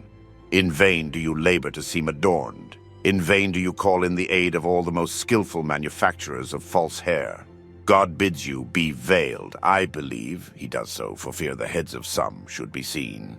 So perilous a face, then, ought to be hidden, which has cast stumbling stones even so far as heaven, that when standing in the presence of God, at whose bar it stands accused of the driving of the angels from their native confines, it may blush before the other angels as well, and may repress that former evil liberty of its head, a liberty now to be exhibited not even before human eyes. If, moreover, the apostle further adds the prejudgment of nature, that redundancy of locks is an honor to a woman because hair serves for a covering, of course it is most of all to a virgin that this is a distinction, for their very adornment properly consists in this, that by being massed together upon the crown, it wholly covers the very citadel of the head with an encirclement of hair. It behooves our virgins to be veiled from the time that they have passed the turning point of their age, that this observance is exacted by truth, on which no one can impose prescription, no space of times, no influence of persons, no privilege of regions. Throughout Greece and certain of its barbaric provinces, the majority of churches keep their virgins covered. There are places, too, beneath this African sky where this practice obtains, lest any ascribe the custom to Greek or barbarian Gentilehood. But I have proposed as models those churches which were founded by apostles or apostolic men. Those churches, therefore, as well as others, have the selfsame authority of custom to appeal to. Let me say it once for all, we are one church. Thus, whatever belongs to our brethren is ours, only the body divides us. Still here, as generally happens in all cases of various practice of doubt and of uncertainty, examination ought to have been made to see which of two so diverse customs were the more compatible with the discipline of God. And of course, that ought to have been chosen which keeps virgins veiled, as being known to God alone. For that custom which belies virgins while it exhibits them would never have been approved by any except by some men who must have been similar in character to the virgins themselves. Such eyes will wish that a virgin be seen, as has the virgin who shall wish to be seen. The same kinds of eyes reciprocally crave after each other. Seeing and being seen belong to the selfsame lust. To blush if he see a virgin is as much a mark of a chaste man as of a chaste virgin if seen by a man. The virgins of men go about in opposition to the virgins of God, with front quite bare, excited to a rash audacity. We are scandalized, they say, because others walk otherwise than we do, and they prefer being scandalized to being provoked to modesty. A scandal, if I mistake not, is an example not of a good thing, but of a bad tending to sinful edification. Good things scandalize none but an evil mind. If modesty, if bashfulness, if contempt of glory, anxious to please God alone, are good things, let women who are scandalized by such good learn to acknowledge their own evil. If any, he says, is contentious, we have not such a custom, nor has the Church of God. So, too, did the Corinthians themselves understand him. In fact, at this day the Corinthians do veil their virgins. What the apostles taught, their disciples approve. But even if it is on account of the angels that she is to be veiled, doubtless the age from which the law of the veil will come into operation will be that from which the daughters of men were able to invite concupiscence of their persons and to experience marriage. If on account of men they adopt a false garb, let them carry out that garb fully even for that end. And as they veil their head in presence of heathens, let them at all events in the church conceal their virginity, which they do veil outside the church. They fear strangers. Let them stand in awe of the brethren too. Or else let them have the consistent hardihood to appear as virgins in the streets as well, as they have the hardihood to do in the churches. To what purpose, then, do they thrust their glory out of sight abroad, but expose it in the church? I demand a reason. Is it to please the brethren, or God himself? I pray you, be you mother, or sister, or virgin daughter, let me address you according to the names proper to your years. Veil your head, if a mother, for your sons' sakes, if a sister, for your brethren's sakes, if a daughter, for your father's sakes. All ages are periled in your person. Put on the panoply of modesty. Surround yourself with the stockade of bashfulness. Rear a rampart for your sex, which must neither allow your own eyes egress nor ingress to other people's. Wear the full garb of woman, to preserve the standing of virgin.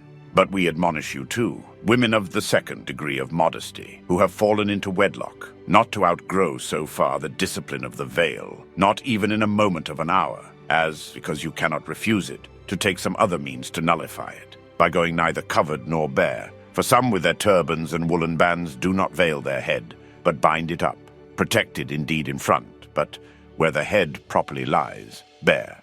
Others are to a certain extent covered over the region of the brain with linen coifs of small dimensions, I suppose for fear of pressing the head, and not reaching quite to the ears. If they are so weak in their hearing as not to be able to hear through a covering, I pity them. Let them know that the whole head constitutes the woman. Its limits and boundaries reach as far as the place where the robe begins. The region of the veil is coextensive with the space covered by the hair when unbound, in order that the next two may be encircled. For it is they which must be subjected, for the sake of which power ought to be had on the head. The veil is their yoke. Arabia's heathen females will be your judges, who cover not only the head but the face also, so entirely that they are content with one eye free to enjoy rather half the light than to prostitute the entire face. To us the Lord has, even by revelations, measured the space for the veil to extend over. For a certain sister of ours was thus addressed by an angel, beating her neck as if in applause. Elegant neck, and deservedly bare. It is well for you to unveil yourself from the head right down to the loins, lest this freedom of your neck profit you not.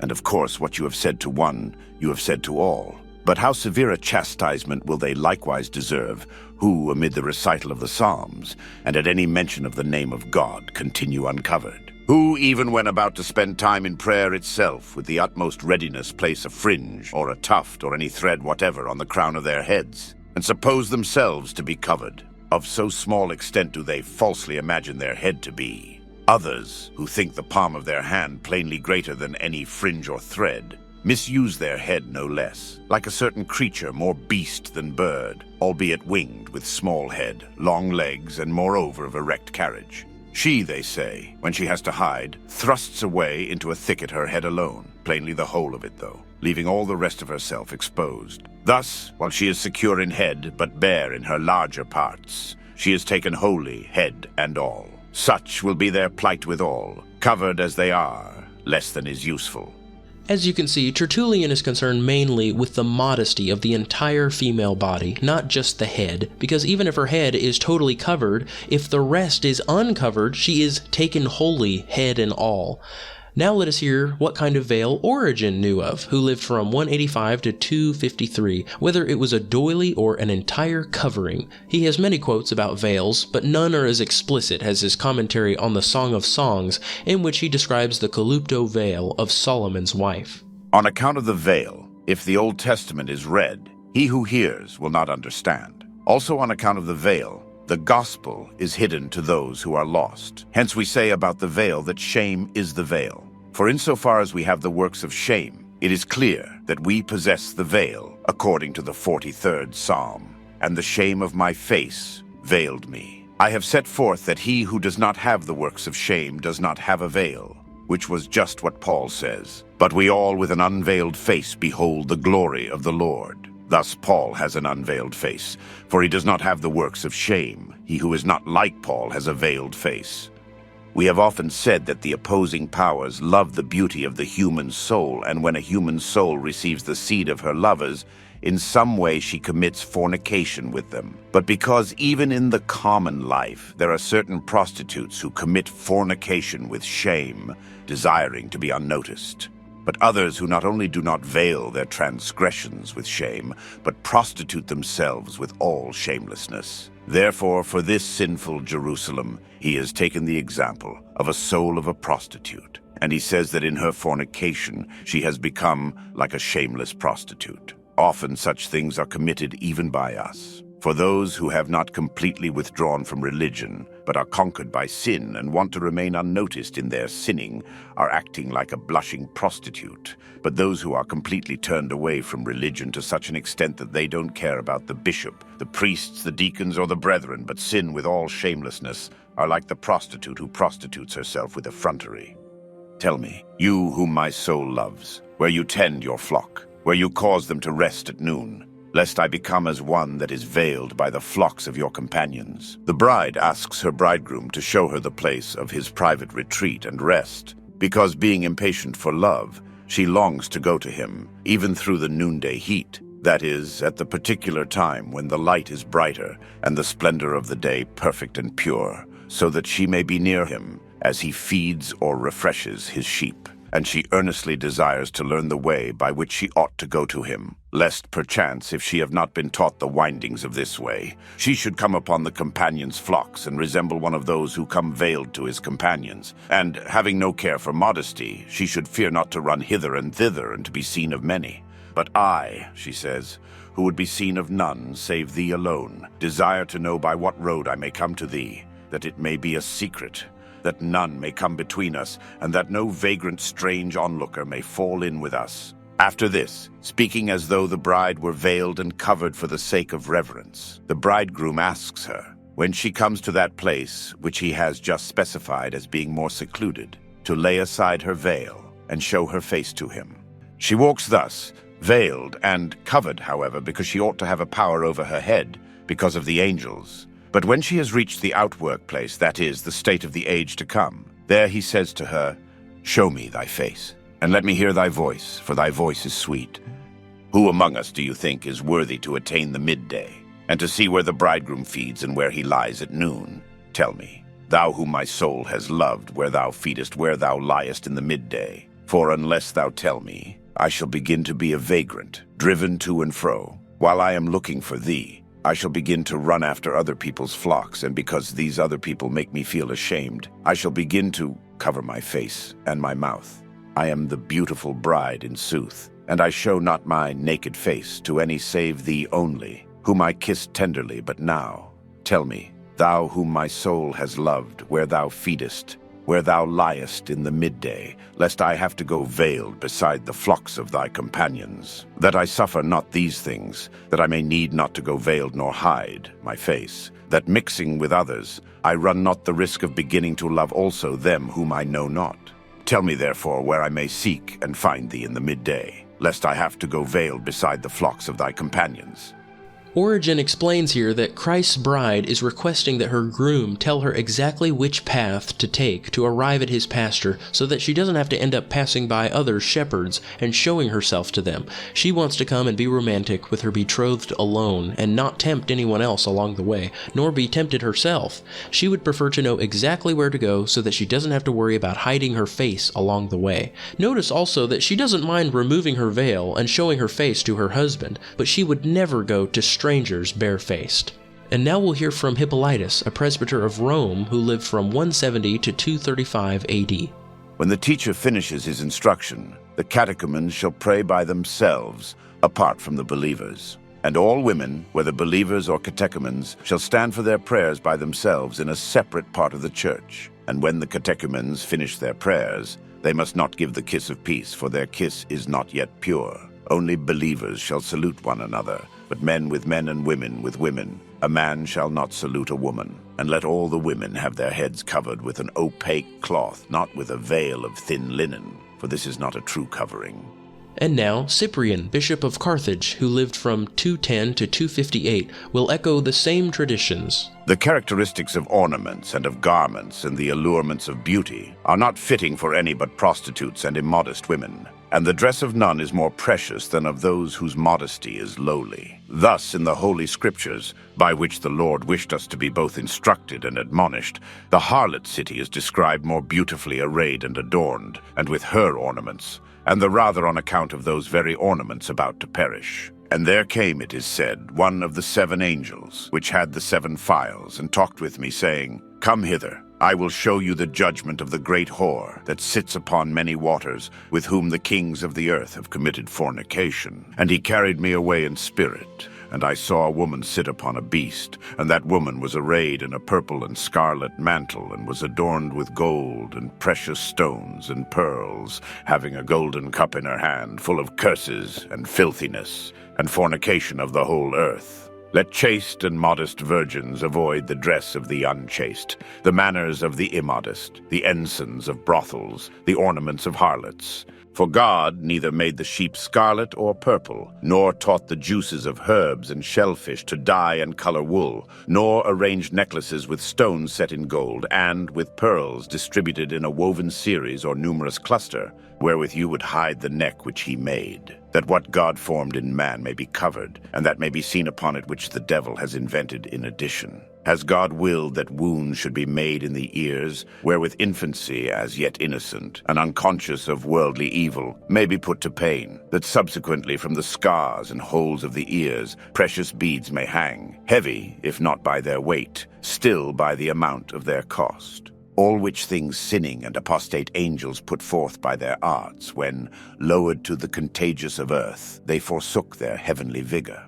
They taught them also to paint the eyes with blackness drawn round them in a circle, and to stain the cheeks with a deceitful red, and to change the hair with false colors, and to drive out all truth, both of face and head, by the assault of their own corruption. And indeed in that very matter, for the sake of the fear which faith suggests to me, for the sake of the love which brotherhood requires, I think that not virgins only and widows, but married women also, and all of the sex alike, should be admonished, that the work of God and his fashioning and formation ought in no manner to be adulterated, either with the application of yellow color, or with black dust or rouge, or with any kind of medicament which can corrupt the native lineaments. God says, Let us make man in our image and likeness. And does anyone dare to alter and to change what God has made? They are laying hands on God when they try to reform that which he formed and to transfigure it, not knowing that everything which comes into being is God's work. Everything that is changed is the devil's. If any artist in painting were to delineate in envious coloring the countenance and likeness and bodily appearance of anyone, and the likeness being now painted and completed, another person were to lay hands on it, as if, when it was already formed and already painted, he, being more skilled, could amend it, a serious wrong and a just cause of indignation would seem natural to the former artist. But are sincerity and truth preserved, when what is sincere is polluted by adulterous colors, and what is true is changed into a lie by the deceitful dyes of medicaments? Your Lord says, Thou canst not make one hair white or black. And you, in order to overcome the word of your Lord, will be more mighty than he, and stain your hair with a daring endeavor and with profane contempt. With evil presage of the future, you make a beginning to yourself already of flame-colored hair, and sin, O wickedness, with your head. Are you not afraid, I entreat you, being such as you are, that when the day of resurrection comes, your Maker may not recognize you again, and may turn you away when you come to his rewards and promises, and may exclude you, rebuking you with the vigor of a censor and judge, and say, "This is not my work, nor is this our image." You have polluted your skin with a false medicament. You have changed your hair with an adulterous color. Your face is violently taken possession of by a lie. Your figure is corrupted. Your countenance is another's. You cannot see God, since your eyes are not those which God made, but those which the devil has spoiled. You have followed him. You have imitated the red and painted eyes of the serpent. As you are adorned in the fashion of your enemy, with him also you shall burn by and by. Paul proclaims in a loud and lofty voice, "But God forbid that I should glory, save in the cross of our Lord Jesus Christ, by whom the world is crucified unto me, and I unto the world. And yet a virgin in the church glories concerning her fleshly appearance and the beauty of her body."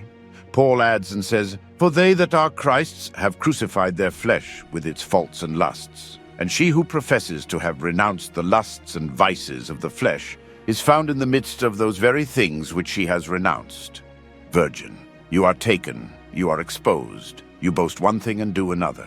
You sprinkle yourself with the stains of carnal concupiscence, although you are a candidate of purity and modesty. You call yourself wealthy and rich, but Paul meets your riches, and with his own voice prescribes for the moderating of your dress and ornament within a just limit. Let women, said he, adorn themselves with shamefacedness and sobriety, not with broidered hair, nor gold, nor pearls, nor costly array, but as becomes women professing chastity, with a good conversation. Also Peter consents to these same precepts and says, "Let there be in the woman not the outward adorning of array or gold or apparel, but the adorning of the heart. For the rest, if you dress your hair sumptuously and walk so as to draw attention in public, and attract the eyes of youth upon you, and draw the sighs of young men after you, nourish the lust of concupiscence, and inflame the fuel of sighs, so that although you yourself perish not, yet you cause others to perish, and offer yourself, as it were, a sword or poison to the spectators, you cannot be excused on the pretense that you are chaste and modest in mind. Your shameful dress and immodest ornament accuse you. Nor can you be counted now among Christ's maidens and virgins, since you live in such a manner as to make yourselves objects of desire." And now we'll hear from Commodianus, who wrote around 250 AD, who speaks similarly against all of the vain women of this age. You wish, O Christian woman, that the matrons should be as the ladies of the world. You surround yourself with gold, or with the modest silken garment. You give the terror of the law from your ears to the wind. You affect vanity with all the pomp of the devil. You are adorned at the looking-glass with your curled hair turned back from your brow. And moreover, with evil purposes, you put on false medicaments, on your pure eyes the stibium with painted beauty, or you dye your hair that it may be always black. God is the overlooker, who dives into each heart. But these things are not necessary for modest women. Pierce your breast with chaste and modest feeling. The law of God bears witness that such laws fail from the heart which believes. To a wife approved of her husband, let it suffice that she is so, not by her dress, but by her good disposition. To put on clothes which the cold and the heat or too much sun demands, only that you may be approved modest, and show forth the gifts of your capacity among the people of God. You who were formerly most illustrious, give to yourself the guise of one who is contemptible. She who lay without life was raised by the prayers of the widows. She deserved this, that she should be raised from death, not by her costly dress, but by her gifts. O good matrons, flee from the adornment of vanity. Such attire is fitting for women who haunt the brothels. Overcome the evil one, O modest women of Christ. Show forth all your wealth in giving. Hear my voice, you who wish to remain a Christian woman. In what way the blessed Paul commands you to be adorned. Isaiah, moreover, the teacher and author that spoke from heaven, for he detests those who follow the wickedness of the world, says, "The daughters of Zion that are lifted up shall be brought low." It is not right in God that a faithful Christian woman should be adorned. Do you seek to go forth after the fashion of the Gentiles? O you who are consecrated to God, God's heralds, crying aloud in the law, condemn such to be unrighteous women, who in such wise adorn themselves. You stain your hair, you paint the opening of your eyes with black. You lift up your pretty hair one by one on your painted brow. You anoint your cheeks with some sort of ruddy color laid on, and moreover earrings hang down with very heavy weight. You bury your neck with necklaces, with gems and gold you bind hands worthy of God with an evil presage. Why should I tell of your dresses or of the whole pomp of the devil? You are rejecting the law when you wish to please the world. You dance in your houses. Instead of psalms, you sing love songs. You, although you may be chaste, do not prove yourself so by following evil things. Christ, therefore, makes you, such as you are, equal with the Gentiles. Be pleasing to the hymned chorus, and to an appeased Christ with ardent love, fervently offer your savor to Christ. And now we'll hear from an ancient tradition called the Ordinances of the Apostles, which expands upon the Didache, written around 230 AD. You have heard then how great praise a chaste woman and one that loves her husband receives of the Lord God, one that is found faithful and is minded to please God. Thou therefore, O woman, shalt not adorn thyself that thou mayest please other men, and thou shalt not be plaited with the tresses of harlotry, nor put on the dress of harlotry, nor be shod with shoes, so that thou resemble them that are such, lest thou bring upon thee those who are ensnared by these things. And if thou sin not thyself in this work of uncleanness, yet in this thou wilt have sinned, that thou hast constrained and caused that man to desire thee. But if thou also sin, thou hast destroyed thy life from God, and art become guilty also of the soul of that man. Thou therefore that art a Christian, do not imitate such women, but if thou wouldst be a faithful woman, please thy husband only. And when thou walkest in the street, cover thy head with thy robe, that by reason of thy veil thy great beauty may be hidden. And adorn not thy natural face, but walk with downcast looks being veiled. For it behoves women by a veil of modesty and humility to show their fear of God, for the conversion and the increase of faith of them that are without, both of men and women. And now we'll hear from the Apostolic Constitutions, a similar list of ancient traditions compiled sometime in the 300s. You have learned what great commendations a prudent and loving wife receives from the Lord God. If you desire to be one of the faithful and to please the Lord, O wife, do not superadd ornaments to your beauty in order to please other men, neither affect to wear fine broidering, garments, or shoes to entice those who are allured by such things.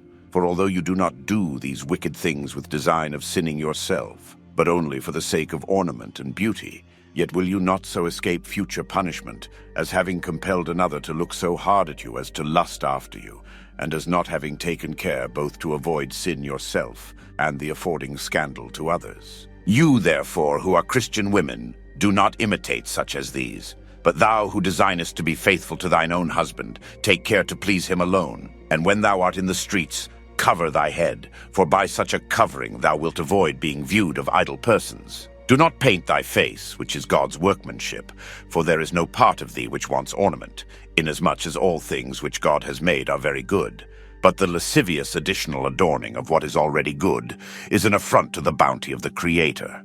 Look downward when thou walkest abroad, veiling thyself as becomes women. Avoid also the disorderly practice of bathing in the same place with men, for many are the nets of the evil one. And let not a Christian woman bathe with an hermaphrodite, for if she is to veil her face and conceal it with modesty from strange men, how can she bear to enter naked into the bath together with men?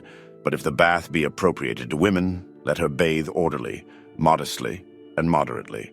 But let her not bathe without occasion, nor much, nor often, nor in the middle of the day, nor, if possible, every day. And let the 10th hour of the day be the set time for such seasonable bathing. For it is convenient that you, who are a Christian woman, should ever constantly avoid a curiosity which has many eyes. And now some excerpts from John Chrysostom, who lived from 347 to 407, the first post-Nicene quotation in this list, who describes the same continued veiling practice in Constantinople. I will therefore that men pray everywhere, lifting up holy hands without wrath and doubting. In like manner also that women adorn themselves in modest apparel, with shamefacedness and sobriety, not with broidered hair or gold or pearls or costly array, but which becomes women professing godliness with good works. Paul, however, requires something more of women, that they adorn themselves in modest apparel, with shamefacedness and sobriety, not with broidered hair or gold or pearls or costly array, but which becomes women professing godliness with good works. But what is this modest apparel? Such attire as covers them completely and decently, not with superfluous ornaments, for the one is becoming, the other is not. What? Do you approach God to pray with broidered hair and ornaments of gold? Have you come to a dance? To a marriage? To a gay procession? There such a broidery, such costly garments had been seasonable. Here not one of them is wanted. You have come to pray, to supplicate for pardon of your sins, to plead for your offenses, beseeching the Lord, and hoping to render him propitious to you. Why do you adorn yourself? This is not the dress of a suppliant. How can you groan? How can you weep? How pray with fervency when thus attired? Should thou weep, your tears will be the ridicule of the beholders. She that weeps ought not to be wearing gold. It were but acting and hypocrisy. For is it not acting to pour forth tears from a soul so overgrown with extravagance and ambition? Away with such hypocrisy. God is not mocked. This is the attire of actors and dancers that live upon the stage. Nothing of this sort becomes a modest woman who should be adorned with shamefacedness and sobriety. What can I do, you say, if another suspects me? But you give the occasion by your dress, your looks, your gestures. It is for this reason that Paul discourses much of dress and much of modesty. And if he would remove those things which are only the indications of wealth, as gold and pearls and costly array, how much more those things which imply studied ornament, as painting, coloring the eyes, a mincing gait, the affected voice, a languishing and wanton look, the exquisite care in putting on the cloak and bodice, the nicely wrought girdle, and the closely fitted shoes. For he glances at all these things, in speaking of modest apparel and shamefacedness. For such things are shameless and indecent. You have Christ for your bridegroom, O virgin. Why do you seek to attract human lovers? He will judge you as an adulteress. Why do you not wear the ornament that is pleasing to him? Modesty, chastity, orderliness, and sober apparel. This is meretricious and disgraceful. We can no longer distinguish harlots and virgins. To such indecency have they advanced. And discoursing concerning the idol sacrifices, he said not that one ought to abstain from things forbidden only, but also from things permitted when offense is given, and not only not to hurt the brethren, but not even Greeks nor Jews. Thus give no occasion of stumbling, says he, either to Jews or to Greeks or to the church of God. But we must also orderly go over the whole passage, for perhaps someone might here have doubt also, questioning with himself what sort of a crime it was for the woman to be uncovered, or the man covered. What sort of crime it is, learn now from hence. But I would have ye know that the head of every man is Christ, and the head of every woman is the man, and the head of Christ is God. Symbols many and diverse have been given both to man and woman, to him of rule, to her of subjection, and among them this also, that she should be covered, while he has his head bare.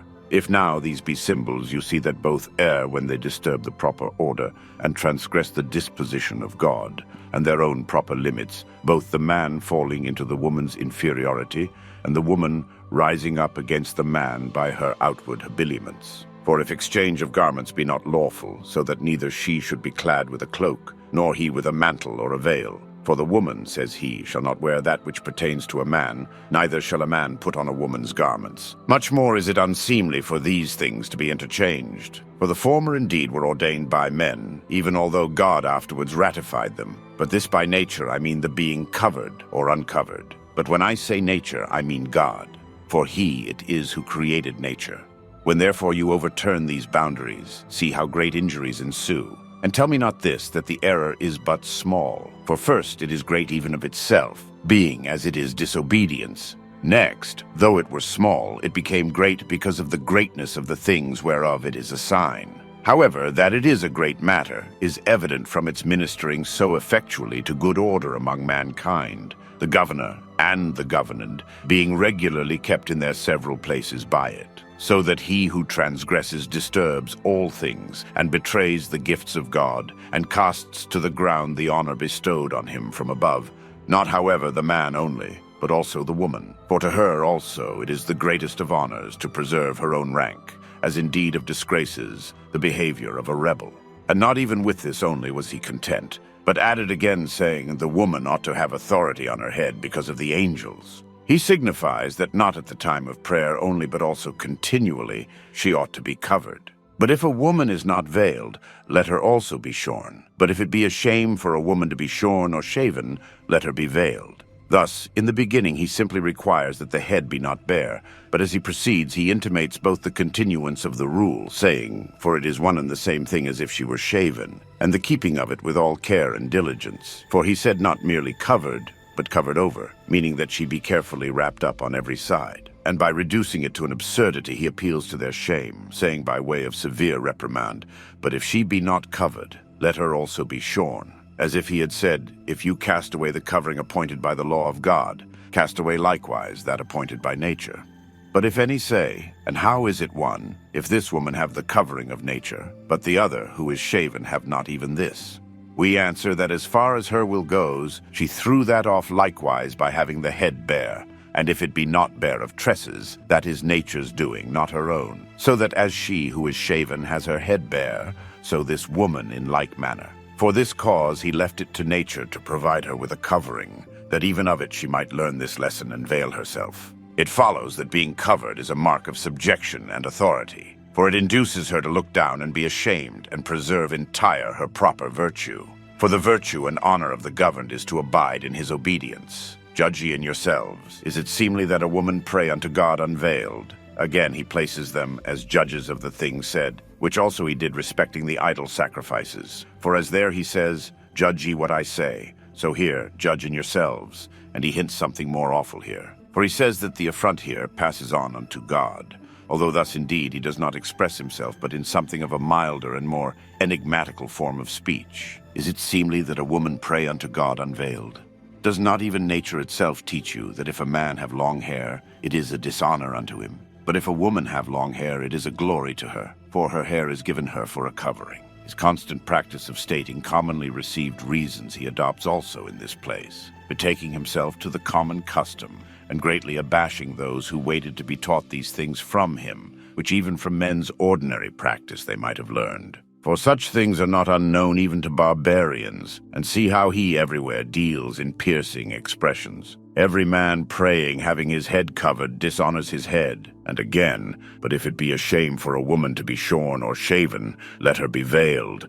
And here again, if a man have long hair, it is a shame unto him. But if a woman have long hair, it is a glory to her, for her hair is given her for a covering. And if it be given her for a covering, say you, wherefore need she add another covering? That not nature only, but also her own will may have part in her acknowledgement of subjection. For that you ought to be covered nature herself by anticipation enacted a law. Add now, I pray, your own part also, that you may not seem to subvert the very laws of nature, a proof of most insolent rashness, to buffet not only with us, but with nature also. This is why God, accusing the Jews, said, you have slain your sons and your daughters. This is beyond all your abominations.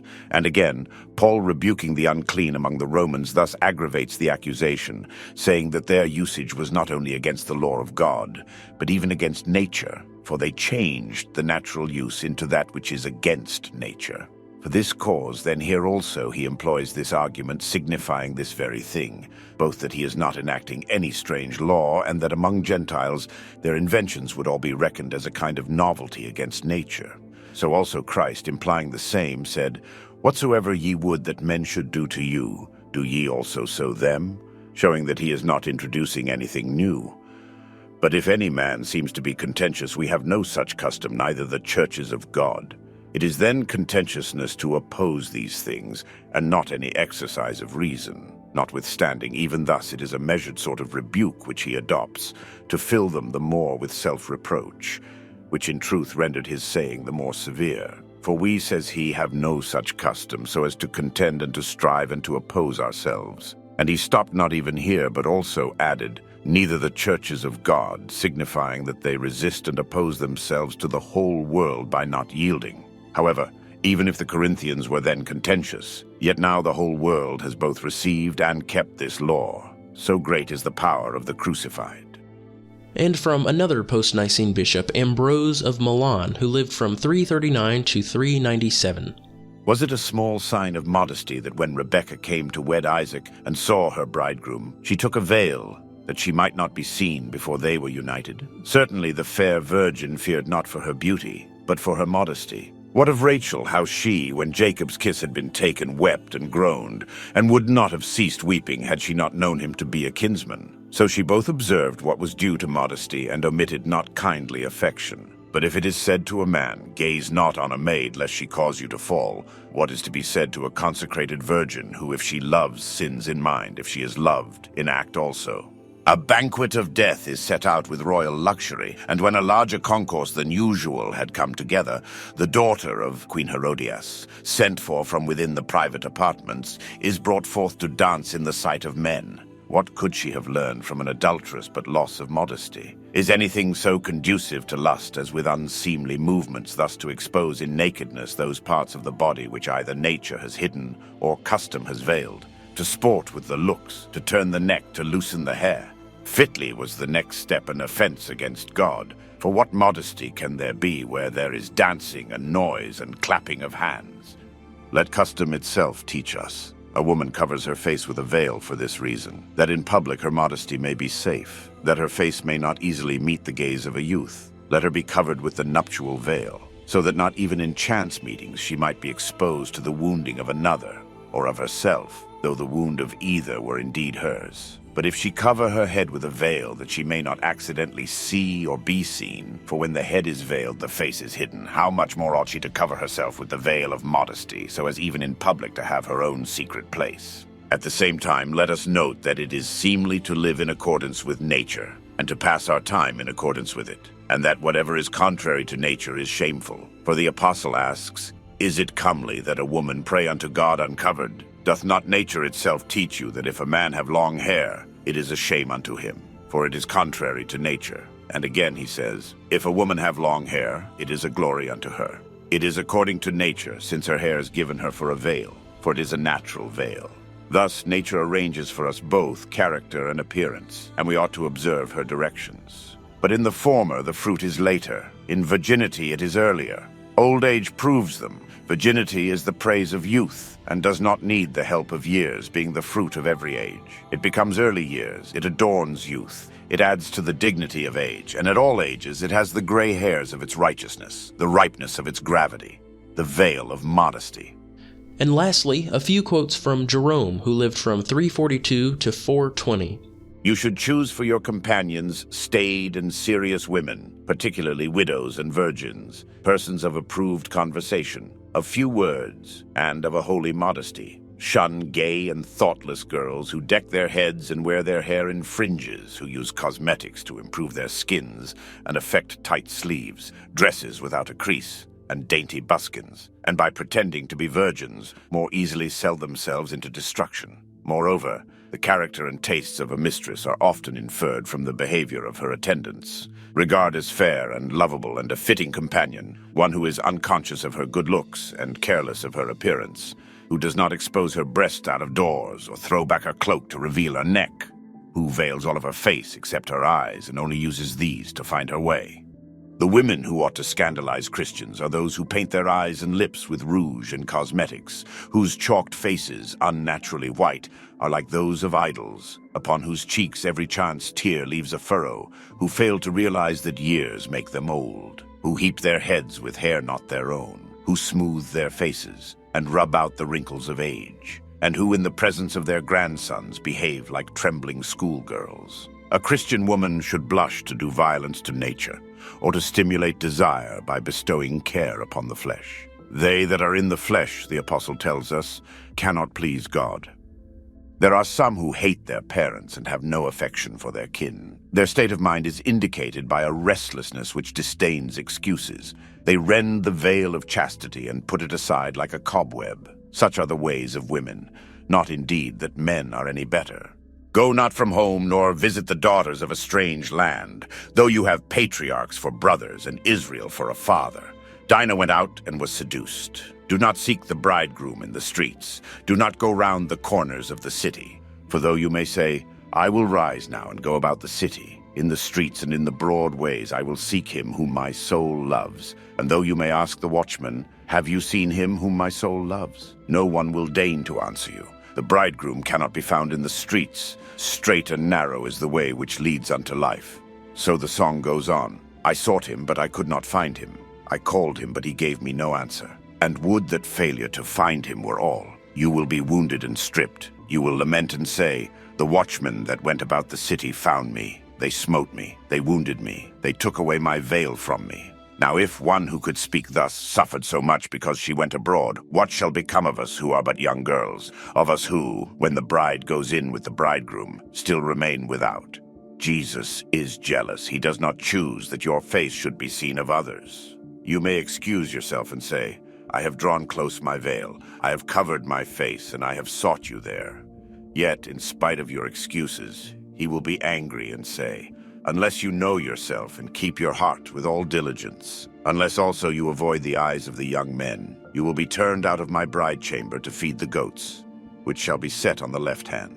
But now that you have despised the boastfulness of the world, do not let the fact inspire you with new boastfulness. Harbor not the secret thought that having ceased to court attention in garments of gold, you may begin to do so in mean attire. And when you come into a room full of brothers and sisters, do not sit in too low a place or plead that you are unworthy of a footstool. Do not deliberately lower your voice as though worn out with fasting, nor, leaning on the shoulder of another, mimic the tottering gait of one who is faint. Some women, it is true, disfigure their faces that they may appear unto men to fast. As soon as they catch sight of anyone they groan, they look down. They cover up their faces, all but one eye, which they keep free to see with. Their dress is somber, their girdles are of sackcloth, their hands and feet are dirty. Only their stomachs, which cannot be seen, are hot with food. Of these the psalm is sung daily. The Lord will scatter the bones of them that please themselves. Others change their garb and assume the mien of men, being ashamed of being what they were born to be, women. And in addition to all these, there are numerous quotes from virtually every Christian writer that can be named, which make some sort of reference to the collupto veil, even if not specifically referencing female dress, all of which indicate these men only ever understood a veil to cover its object completely, not merely adorn a small part of it as a symbol. They believed a veil rendered something invisible. Have you heard the fathers speak not only on the subject of the veil, but also on makeup and jewelry and expensively decorated clothing? And have you heeded their exhortations? If a veil is required for women, then makeup is automatically sinful, because makeup accomplishes the exact opposite objective that a veil does. A veil is the opposite of makeup, because a veil makes a woman's face less noticeable and less conspicuous, while makeup makes it more alluring and more prominent. A veil dismisses lustful eyes, makeup invites them. A veil protects a woman's chastity, makeup defiles it. A woman wearing a veil is content to be seen by no one but God, while a woman decking herself out in the devil's pomp yearns for approval from carnal eyes. A veil conveys shamefacedness, makeup conveys a brazen spirit. Thus, as you've heard the early church unanimously testify, all ornamentation, whether it's of the head or arms or feet or any part of the body, is inherently immodest because they serve the opposite objective of modesty. Modesty hides, but ornamentation boldly shows off. How can you fulfill the command to be shamefaced if you adorn yourself externally? A shamefaced woman hides her face and doesn't wish to be seen. Is that what you have in mind when you're painting your face? You're hoping no one sees you? Are you blushing at the thought of being admired for your beauty as you put on your jewels and brightly colored clothing?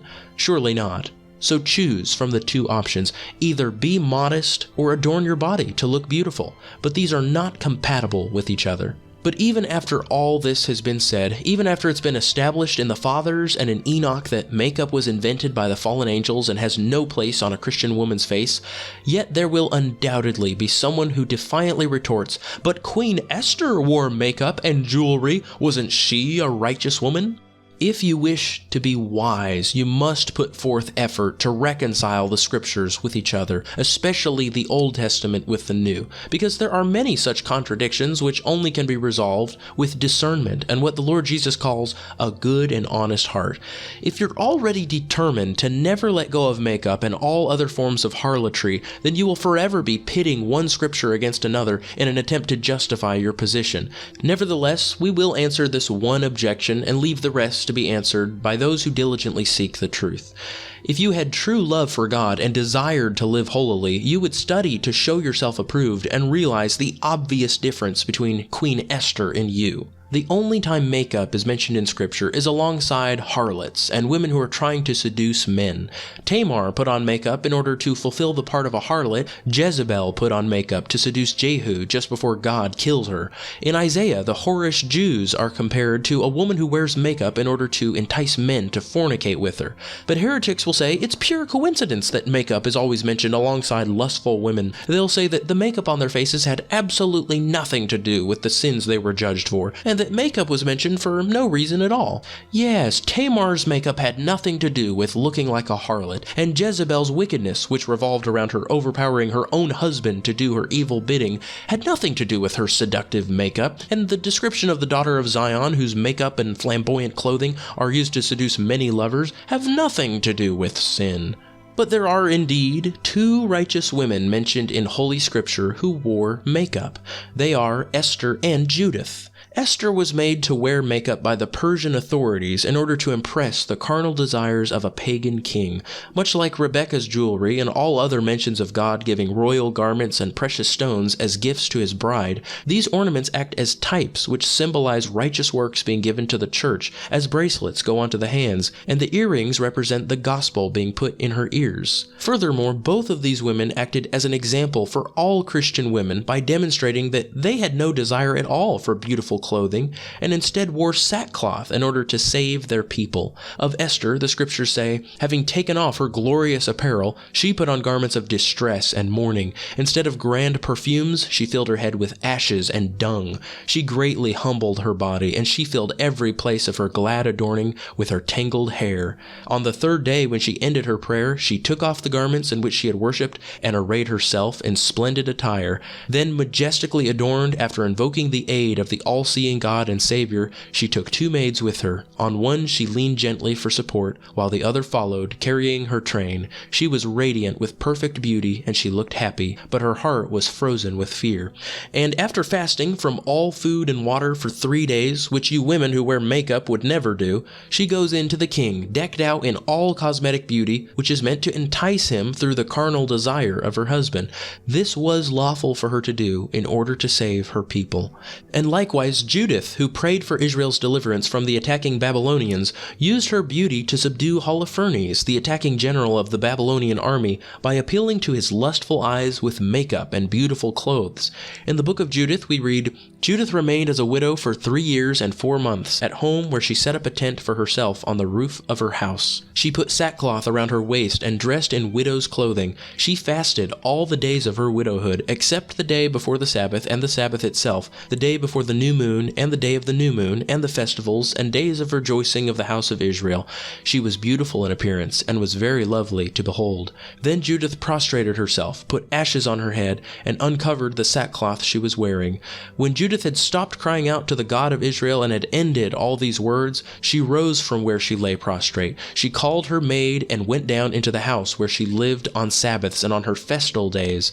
She removed the sackcloth she had been wearing, took off her widow's garments, bathed her body with water, and anointed herself with precious ointment. She combed her hair, put on a tiara, and dressed herself in the festive attire that she used to wear while her husband Manasseh was living. She put sandals on her feet, and put on her anklets, bracelets, rings, earrings, and all her other jewelry. Thus she made herself very beautiful, to entice the eyes of all the men who might see her. And this is exactly what she did. When the Babylonian general saw her, he was astonished at her beauty and invited her into his tent, only to fall into her trap. When Judith came into the presence of Holofernes and his servants, they all marveled at the beauty of her face. So Holofernes commanded his guards not to hinder her. She remained in the camp for 3 days. On the 4th day, Holofernes held a banquet for his personal attendants only, and did not invite any of his officers. He said to Bagoas, the eunuch who had charge of his personal affairs, "Go and persuade the Hebrew woman who is in your care to join us and to eat and drink with us. For it would be a disgrace if we let such a woman go without having intercourse with her. If we do not seduce her, she will laugh at us." Then Judith came in and lay down. Holofernes' heart was ravished with her, and his passion was aroused, for he had been waiting for an opportunity to seduce her from the day he first saw her. She went up to the bedpost near Holofernes' head, and took down his sword that hung there. She came close to his bed, took hold of the hair of his head, and said, "Give me strength today, O Lord God of Israel." Then she struck his neck twice with all her might, and cut off his head. Here is yet another example of a woman wearing beautiful clothes and makeup and jewelry, and through her seduction she overpowered and destroyed a man. Is this behavior that Christian women should be emulating? We ought to think of makeup as the absolute antithesis of modesty. Makeup is designed to draw attention. A veil is meant to hide. Makeup is applied meticulously in fine detail so as to attract the eyes and keep them fixed on the beauty of the subject, while a female head, when veiled, declares itself averse to attention from men.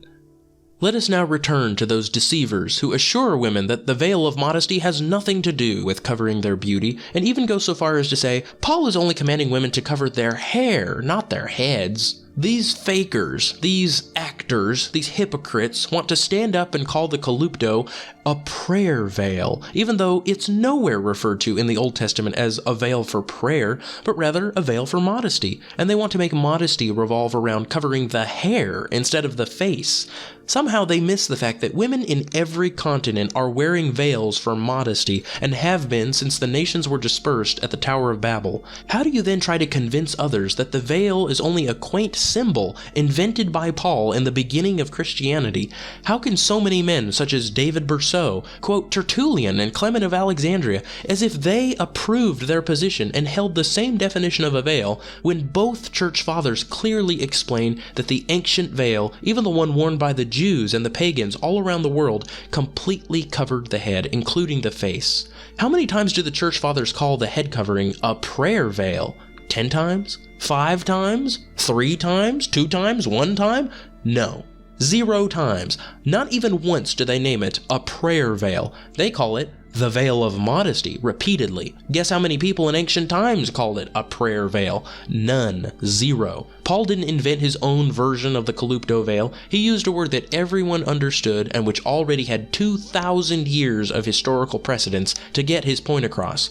Paul not only talks about covering the head for the sake of prayer, but covering the woman. He asks, is it proper for a woman to pray uncovered? In this instance, it's not just her head, but the whole woman he's referring to. Then, after mentioning that the entire woman should be covered, Paul gives 3 other reasons for why women ought to be covered. Because the man is her head, because of nature, and because of the angels, which have nothing to do with prayer at all. Paul is not exclusively talking about prayer here, but rather covering up for the sake of modesty, especially during prayer, because praying to God or prophesying to his people while dressed immodestly is a special affront toward him. To say that this kind of dress is relegated only to prayer is to ignore the fact that Paul says a woman sins if she is unveiled while praying or prophesying. Does a person prophesy to themselves or to others? Obviously, they prophesy to others. And I make this point because there are some that advocate the false head covering who insist that Paul's commands have nothing to do with public appearance, but only one's appearance before God, whether public or private. But these people ignore Paul's specific words. He doesn't only mention the head when he says women should be covered, but the whole body. How can these people use Paul's words to justify their prayer veil, which only covers the hair? On the one hand, they'll admit that nature has dictated a woman ought to have long, flowing hair, and that men should be distinct by having short hair, but then they'll turn around and say the hair should be bound up and not even cover the head. What is the meaning of this? How can you simultaneously admit long, flowing hair is natural and then insist on tying the hair in a bun, when the scriptures clearly tell you that the hair is meant to be a covering, a blanket over the head? How is it supposed to cover the head like a shawl if you bind it up? Then there's this business about it only being required during church meetings. Paul is not only talking about church meetings. Is a man only the head of a woman at church meetings? Or does nature itself only teach that women ought to cover their heads at church meetings? Wow, that's oddly specific of you, nature. Was the hair given as a covering only at church meetings? Or is a woman's long hair always attached to her head, implying a more universal rule pertaining to modesty? When a woman unties her hair, it falls down and covers the back, sides, and front of the head, even the neck. Her hair even covers the chest and back. In fact, the hair can even reach down to the loins for some women. In most pictures you'll find of Adam and Eve, for instance, you'll notice that the artists deliberately depict Eve's hair as a covering over her breasts. This is a rudimentary type of covering that God provides for all women, and it acts as a natural covering for any woman lacking a veil. Contrary to the false teaching about veils that is prevalent among the Anabaptists and other denominations, the hair itself is a covering. It's not that which needs to be covered. Just because Tertullian says that a head covering ought to fall over the same region that the hair covers, doesn't mean the hair itself is what must be covered. Rather, Tertullian actually says that the hair acts as a template for where the veil ought to be draped over the head, and that it gives an indication of how the head ought to be covered. If my wife were out in public and somehow lost her veil, she would let down her hair and cover her whole head with it, performing the designated function of her hair. She would not pull her hair back in a bun and expose her face for the whole world to see, all for the sake of covering her hair. But the Anabaptists understand this principle in the opposite sense and fail to recognize the hair as a covering. They don't even let it cover a woman's head in the natural way, but rather take away the hair's natural effect of covering. They act as if a woman's hair is the primary source of her beauty, so that the hair ought to be bound away from the face as much as possible, with a small doily to cover the top, but not the sides or front of the head, which also leaves the neck completely exposed. And they think the highest standard of modesty is achieved this way, by removing the natural covering God gave a woman and replacing it with an even smaller one. And even then, these people who believe the hair itself must be covered, but not the head itself in any meaningful way, use a doily that does not completely cover the hair. So what is the purpose of covering part of it? You've lost all common sense, and you fail to grasp the meaning of the apostle's words. Paul says the hair is given as a covering. He calls it a shawl or a blanket. And what is it supposed to cover? The head, which is underneath the hair. But you reverse the order of modesty and think that the head itself ought to reveal itself in front of the veil, while the veil hides behind the head. Yes, the woman's face is bared, first of all, while the doily hides out of sight in the back. I suppose then that you should wear an additional veil on top of your doily in order to cover that which God has termed a covering, and then you should wear another veil on top of that one in endless succession until you have 1,000 veils covering your hair alone, but not covering your face. How absurd is your doctrine? Its absurdity resembles that of Hasidic Jews, who invented this idea of hair needing to be covered at the expense of modesty, and who required that their wives never expose any of their hair in public, but allow them to purchase wigs to place on top of their natural hair. Yes, you heard that correctly. Orthodox Jews strictly prohibit the exposure of a woman's God-given hair, but almost all of their women go around wearing long hair wigs, sometimes even more beautiful than their natural hair, without any veil covering the wig, and this is considered modest in their man-made tradition because they've redefined modesty. You partial head coverers are cut from the same cloth, so to speak, as these heretical Jews, and there are some mind-boggling lines in this video. Dear Jew in the city, why do Orthodox Jewish women wear wigs? Doesn't that defeat the purpose of modesty, especially if the wig looks better than the hair? Thanks for your question. It's true, many wigs are very attractive these days. So what's the point of wearing a beautiful wig to cover hair? Doesn't looking beautiful defeat the purpose of modesty in the first place? First, we have to define what modesty, or tznius, is. Contrary to popular belief, tznius is not about looking ugly or unattractive. Tznius is about keeping certain parts of oneself private. The parts which require covering are called erva and have some innate sexuality or sensuality to them. According to Jewish law, a woman's hair isn't considered erva until she's married. What? Therefore, hair must not be overtly sexual, because if it were, it would never be shown. That's why wearing a wig to cover hair is not considered indecent. Then again, as any shampoo commercial can attest to, hair does have some innate sensuality to it. But what if a wig doesn't just make a woman look beautiful? What if it makes her look better than she'd look without the wig? Has the point of this mitzvah totally been missed? Well, what if a person looks more attractive in clothing than undressed? Would it suddenly be more modest to walk around with no clothes on? What? Of course not. The purpose of modesty isn't to look less attractive, but rather to create a barrier between one's body and the rest of the world. So too, a wig is worn not to make a woman look worse, but rather to create a separation between her natural hair and all the men that no longer have access to it. While others may not know that she's covering, she does. But if a woman were to let her hair down and cover her face completely using only her hair, like Cousin It from the Addams Family, who would find that attractive? It is not the hair alone which makes a woman beautiful, but her face first of all, while the hair adorns and complements the face. Beauty is mostly in the face, not the hair, because hair is an addition to the head. Hair is not the head itself. When Paul commands you to cover your head, covering the hair is not his object. Paul never once says to cover the hair, nor do any of the church fathers. They say to cover the head. Or else, if all references to the head are to be reinterpreted as only speaking of the hair, what do you think? When John the Baptist was being beheaded, was he only getting a haircut? But as we've already said, you who pretend the hair is all that needs to be covered, don't even cover the hair completely, so it's obvious you don't even respect your own arguments. The hair is a covering. The hair does not constitute the head itself. If you find this picture attractive, there's something wrong with you, because the woman's head is not even visible. Hair complements the head, like clothing complements the body, but clothing by itself, floating in the air, cannot be an object of sexual lust. When the angels fell into lust because of women, were they lusting after their hair or the back of their heads? Were they staring at the swirl of their scalps, which is the only part your doilies cover? What a ridiculous concept. In the scriptures, it is always the eyes and the mouth that are said to be beautiful. Do not let her capture you with her eyelids, it says. Her lips drip honey.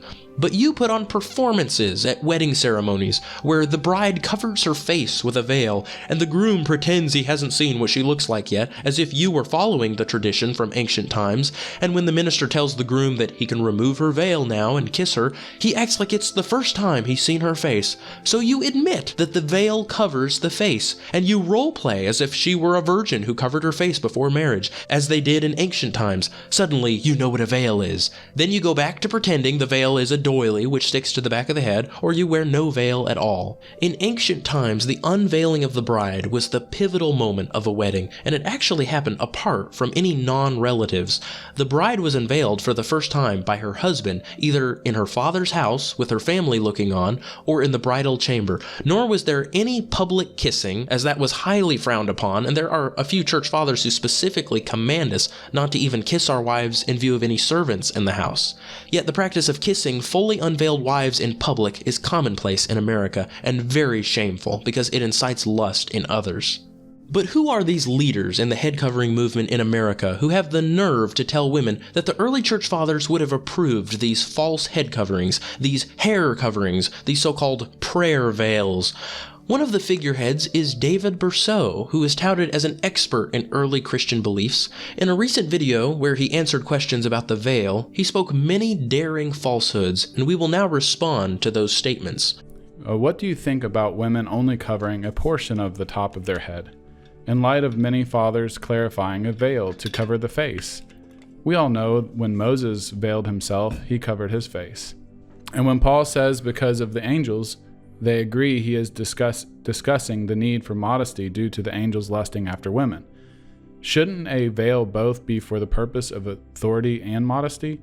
So perilous a face should be hidden. Tertullian and Clement agreed. Okay. And really, the same discussion answers this question as well.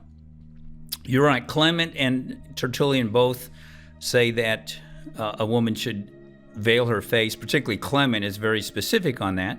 And so is Tertullian. It was Tertullian who said, so perilous a face ought to be hidden, which you just read. But Clement lived in Egypt, where it was the practice of women to veil their face. Yes, and it was the practice of women to veil their faces all around the world, David, as we've shown. Christian women weren't bullied into doing it because the pagans were doing it. They were commanded by God to veil their faces, and they read the Old Testament, which clearly shows the custom of veiling among Jewish women throughout history. A lot of people think that started with Muhammad, and that it's an Islamic custom because they're the only ones today who did it. Wrong, David. Half of all Indian women were veiling their faces up until just recently, and India has a population of 1.4 billion people. That's a lot of veiled women. But no, it was those peoples in Arabia and across North Africa that it was common for women to veil their face. So the Christians who lived there, yeah, it made total sense to do that. David, is that the reason the church fathers give for veiling? That everybody else is doing it, so it makes sense for us to do it? No, they don't unanimously instruct women to veil the face because everyone else is doing it, although they certainly do point out that it's shameful for Christians to not even dress as modestly as pagans. Rather, the church fathers point out that God has explicitly commanded women to be veiled with a very specific kind of veil that completely covers them and to dress modestly. That is why Christian women wore veils, because they were obeying God. But you don't find the Christians in Rome or in Greece saying that women should veil their faces. Oh, really? They weren't veiling their faces in Greece or Rome, David? You are so obviously wrong, because Hippolytus was a presbyter in Rome when he said women must wear an opaque veil and not a transparent one, which demonstrates that he's concerned about modesty, not just a vague symbol. And you've also got Ambrose of Milan, just north of Rome, saying that they should cover their entire face. Then you have Jerome, living in Rome, saying the same thing. Then you have Chrysostom in Constantinople saying women must cover their entire body, including the face. Then you have Clement of Alexandria, Tertullian, Origen, and Cyprian in North Africa, all saying women should not reveal any part of themselves, but you still think it's highly unlikely that the Christians in Greece, who were speaking the Greek language and knew exactly what Paul meant when he said women should be kaluptoed based on 2,000 years of Greek history, would have veiled their faces? Somehow you miss the fact that at the beginning of Tertullian's book, he specifically mentions that the Christian women living in Greece were still veiling themselves in his day, according to his definition of a veil. He says, throughout Greece and certain of its barbaric provinces, the majority of churches keep their virgins covered. There are places too beneath this African sky where this practice obtains, lest any ascribe the custom to Greek or barbarian Gentilehood. And you could also add Corinth to that list, because he goes on to say, so too did the Corinthians themselves understand him. In fact, at this day, the Corinthians do veil their virgins. What the apostles taught, their disciples approve. This observance is exacted by truth, on which no one can impose prescription, no space of times, no influence of persons, no privilege of regions. But I have proposed as models those churches which were founded by apostles or apostolic men. Those churches, therefore, as well as others, have the self-same authority of custom to appeal to. Let me say it once for all. We are one church. Thus, whatever belongs to our brethren is ours. Only the body divides us. Still, David continues to fight against the truth so that he may uphold the style of immodest dress that's popular among his Mennonite friends. In fact, Tertullian's work, I think it's if I've got the right one, it's the one entitled On the Veiling of Virgins. In that work, he goes through a lot of discussion on the head covering, and I think it's in that one that he describes what different churches do throughout the ancient world. And it's very obvious from reading what he says that there were different types of head coverings in different cultures, that it wasn't uniform. Now, Tertullian argues for the whole head and even the face to be covered, and he makes a good point. I mean, his point has validity to it. But when he talks about what all the other churches do, well, that's what I was looking at. What was the practice of the church, the whole worldwide church?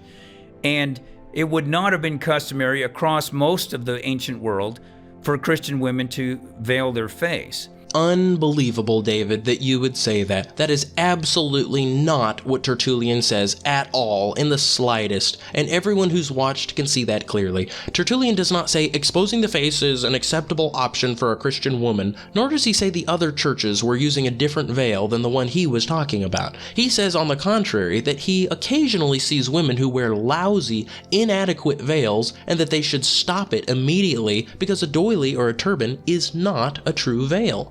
But we admonish you too, women of the second degree of modesty, who have fallen into wedlock, not to outgrow so far the discipline of the veil, not even in a moment of an hour, as because you cannot refuse it, to take some other means to nullify it, by going neither covered nor bare. For some, with their turbans and woolen bands, do not veil their head, but bind it up, protected indeed in front, but where the head properly lies, bare. Others are to a certain extent covered over the region of the brain with linen coifs of small dimensions, dimensions, I suppose for fear of pressing the head, and not reaching quite to the ears. If they are so weak in their hearing as not to be able to hear through a covering, I pity them. Let them know that the whole head constitutes the woman. Its limits and boundaries reach as far as the place where the robe begins. The region of the veil is coextensive with the space covered by the hair when unbound, in order that the next two may be encircled. For it is they which must be subjected, for the sake of which power ought to be had on the head. The veil is their yoke.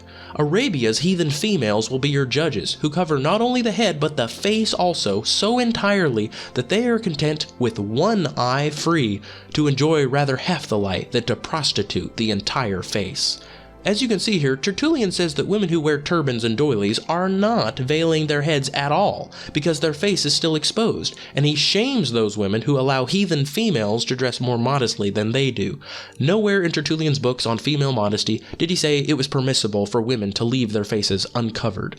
So perilous a face ought to be hidden, he says. You just read it. One more thing, David completely misunderstands Tertullian's quote about Jewish women, where he says, "Among the Jews, so usual is it for their women to have their head veiled, that they may thereby be recognized." In David Brousseau's audio sermon on the head covering, he says, Tertullian's quote shows that it wasn't the custom of all women to veil themselves in public, because if it were, Jewish women couldn't be recognized because of their veils, could they? David has completely misunderstood Tertullian's meaning. He thinks that Jewish women would stand out because they were the only ones in the whole world wearing veils. Tertullian just got done saying that all of the women of Arabia are veiled, and all of the women of Greece, and all of the Christian women around the world. So if even the pagans are veiling their women, how could Tertullian possibly be saying that veiling is a special distinction of only Jewish women? That's obviously not what he's saying. It's very clear that what Tertullian is actually saying is that Jewish women are so universally known to veil their entire heads that women are recognized by the distinctions between their veils, not by their faces. That's how you tell them apart, by their clothing. That should be kept in mind, that it was commanded also for the purpose of modesty. Certainly the early Christians understood it that way. I do want to praise modern-day Christian sisters who wear a covering at all, because you're really going against today's culture, and it's not an easy thing to do. So I want to commend any Christian sister for whatever kind of covering that she's wearing. Oh yes, David, that's so brave of them to go against the grain and plop these puny pancakes on their heads in opposition to God's commands and the practice of not only the church, but the whole world until recently. Anabaptist women in your circles wear the very type of head covering Tertullian condemns as insufficient and immodest, and you pretend it still approaches some standard of modesty. How can you admit that the veil has always been about modesty and then say that a doily is acceptable, when you know full well that a woman wearing so little clothing in the early church would have been rebuked as a harlot? You think you're being so conservative by encouraging women to just wear something on their head, since the current standard of modesty among Christians is so bereft of any modesty whatsoever. But what standard of modesty are you conserving with this modern definition of a veil, David? How are you benefiting anyone by telling them they're doing enough by simply wearing slightly more clothing than the people running around naked all around us? You would tell a woman that wearing a mini skirt is superior to wearing skinny jeans because a skirt is closer to a dress. This is the height of hypocrisy. It's play acting. It's performing. God sees through this half-hearted lip service you're advocating. And you, Mennonite women, you want to be counted as a Christian, even a highly modest Christian woman, but you're barely managing to impersonate those women who are truly brave, those who cover themselves entirely. What is so scary about wearing a doily? If that truly terrifies you, then imagine being a Muslim woman. A Muslim who hates Christ is braver than you are. There is a law of identity in the universe. A thing is what it is. A is A, as Socrates said. Every reasonable person knows this. Regardless of how you identify yourself to others, if you do not match the criteria of whatever you attempt to pass yourself off as, then your claims are irrelevant, even if you double down after being exposed.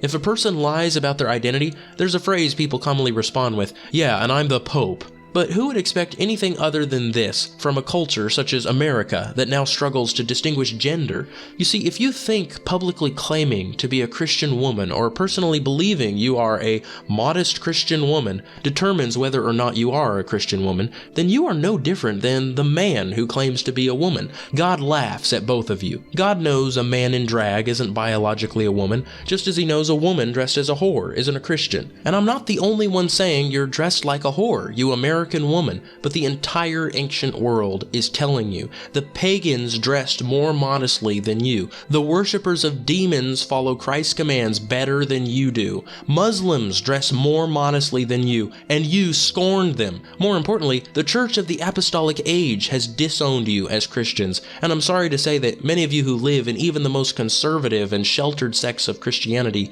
have taught your daughters and wives to dress like harlots. You women would be assumed to be harlots if anyone saw you in the early church. All we can hope and pray is that God releases you from the deception of those men who disparage the early church by claiming them as supporters of their deviant practices.